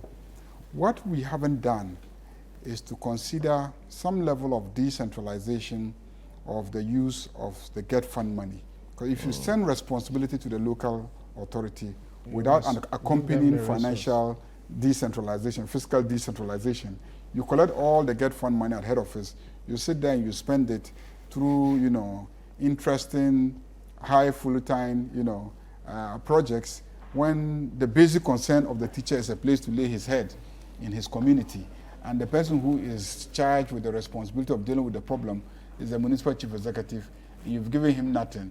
And he's there struggling with local households to see whether he can collect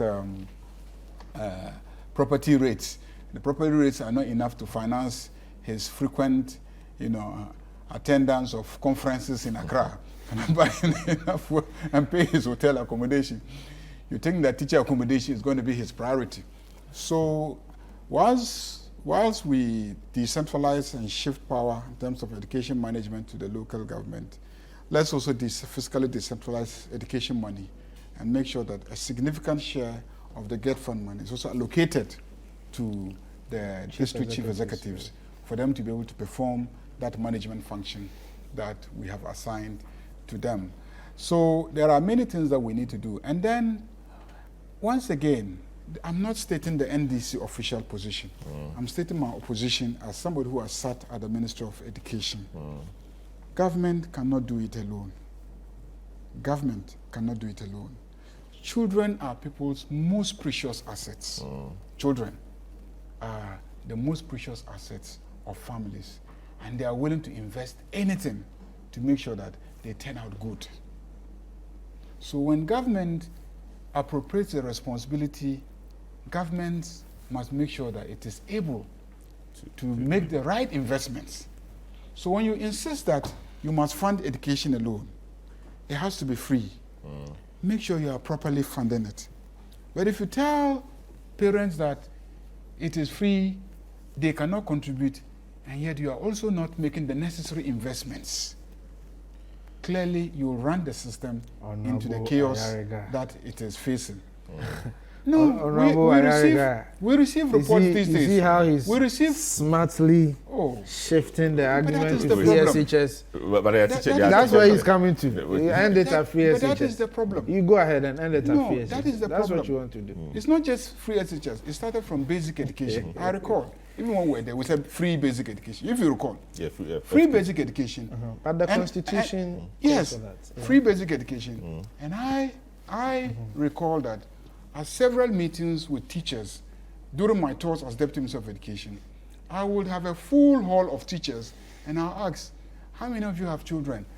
Half of them will raise their hands. And I'll say, which of your children is in the schools where you teach? And hardly any of them, the teachers themselves. Why? Because even the schools that they were teaching, they didn't have the confidence to enroll their own children in those schools. They would rather enroll their children in the private schools and pay the teachers because the private schools were delivering. Yeah. They were delivering because of better resources. But then also beyond resources, there's an issue of discipline and management.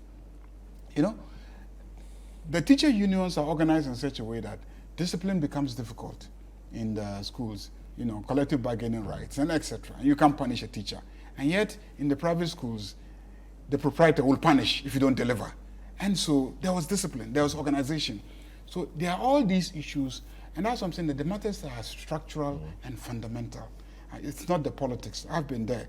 I mean, I have my views about free senior high school education. I have my views about, I think the free education is possible. Is that okay? For those who cannot afford it, is that okay? But I also feel that those who can we have the resources as a country to provide the best form of education that is needed to lift our economy. The education, the funds exist in the public sector, the funds exist in the hands of private individuals, the funds exist, the resources exist in the hands of civil society, and teachers are willing to make the necessary sacrifices if we meet them halfway. So for me, it's the structural failures that really hurt me, that we can do it and yet we are not doing it. I see. So that's what I can say. But let's commend our teachers. In spite of the challenges, they are doing their best. Very well. I mean, you go around and you see the distances that teachers have to trek on a daily basis, the dilapidated schools that they have to build, while the central bank governor is building, a head office building with $222 million, and teachers are just looking for some $5,000 to fix the classroom so that they can function effectively.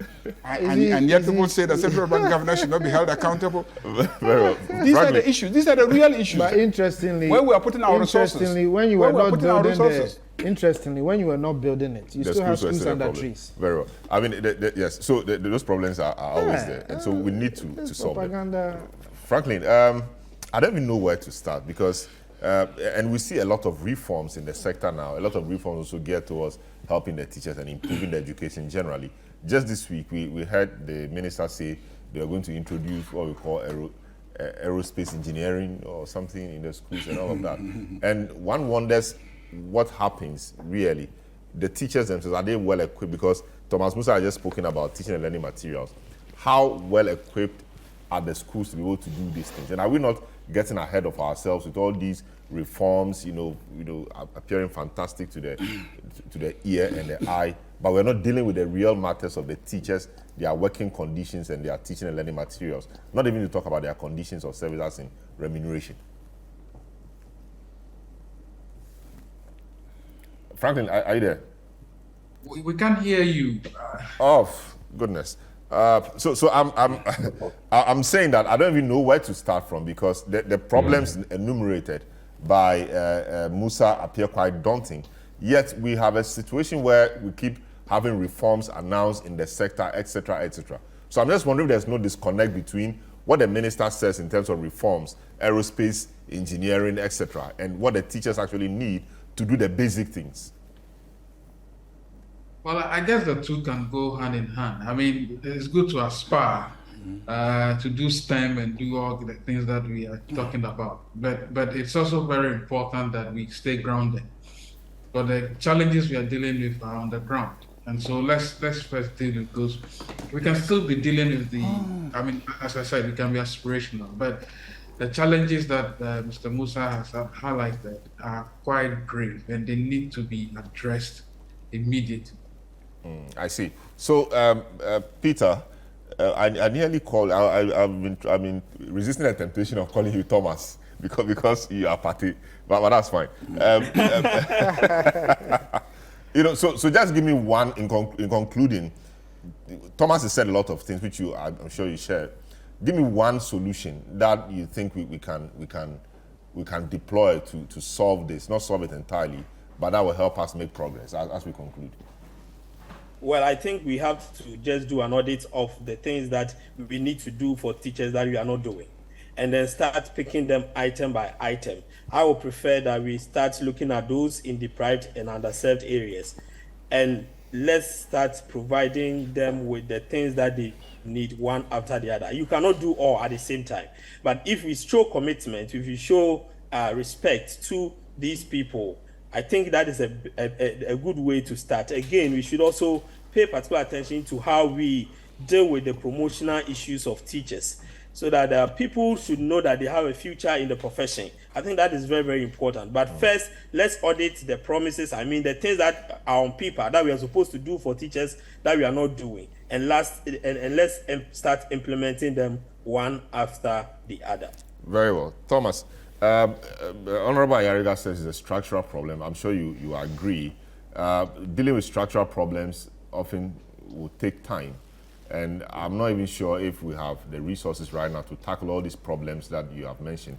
Where do we start from? You know, in grading them, where do we start from? Which is most important, you know, if you were to put them in a list or an order of priorities? Leadership. Well, thank you very much. I think I need to, we are grateful regarding the issues that have come up. But you have just 1.5 minutes, please. Yeah.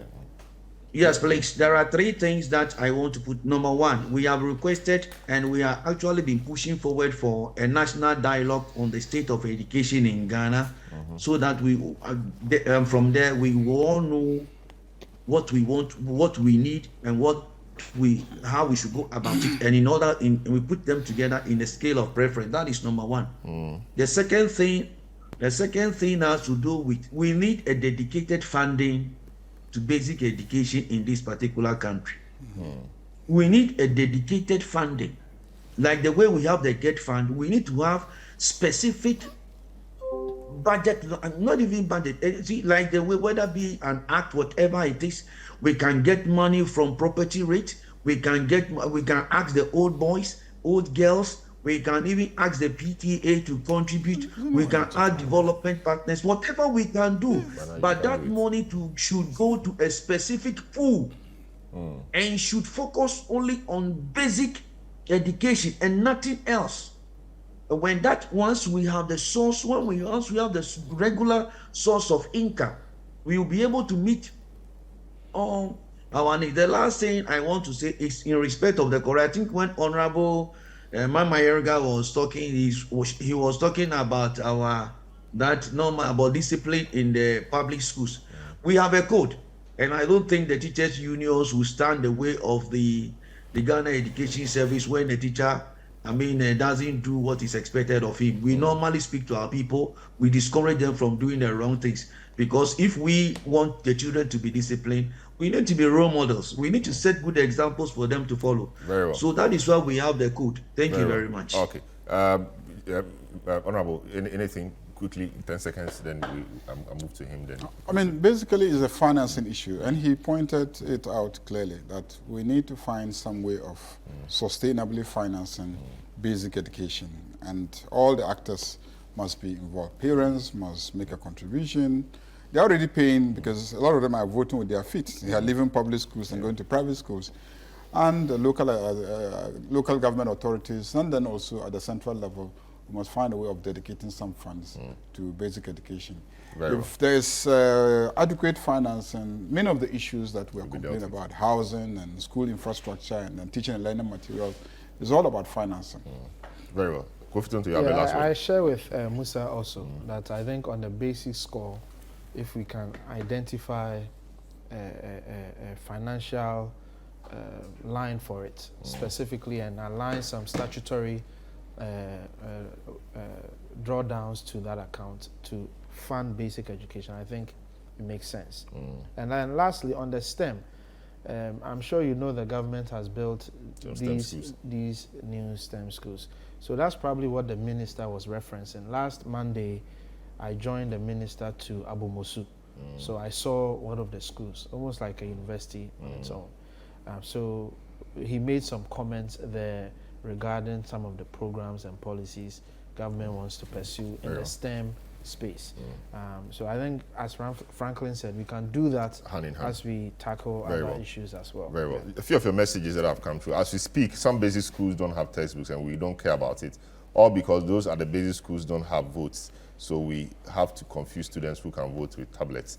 Power priority government, not citizens welfare, MPP government. That's from Prince Henry in Koforidua. Kofi Tonto, he said he extends his regards to you. Teachers are not well motivated in this country, even though they are the bedrock in general, for general well-being. Bukari Sani. And also this one from Chris in Ashaliboju says, hello, when we see a snake, we kill it. We don't go around looking for a tape measure to measure it. Truth be told, the BoG governor has failed Ghanaians, and he has not shown any remorse for his weakness. At one point, he became the PRO of the collapsing indigenous banks. Addison is just a photocopy of the MPP government. They display arrogance even in failure.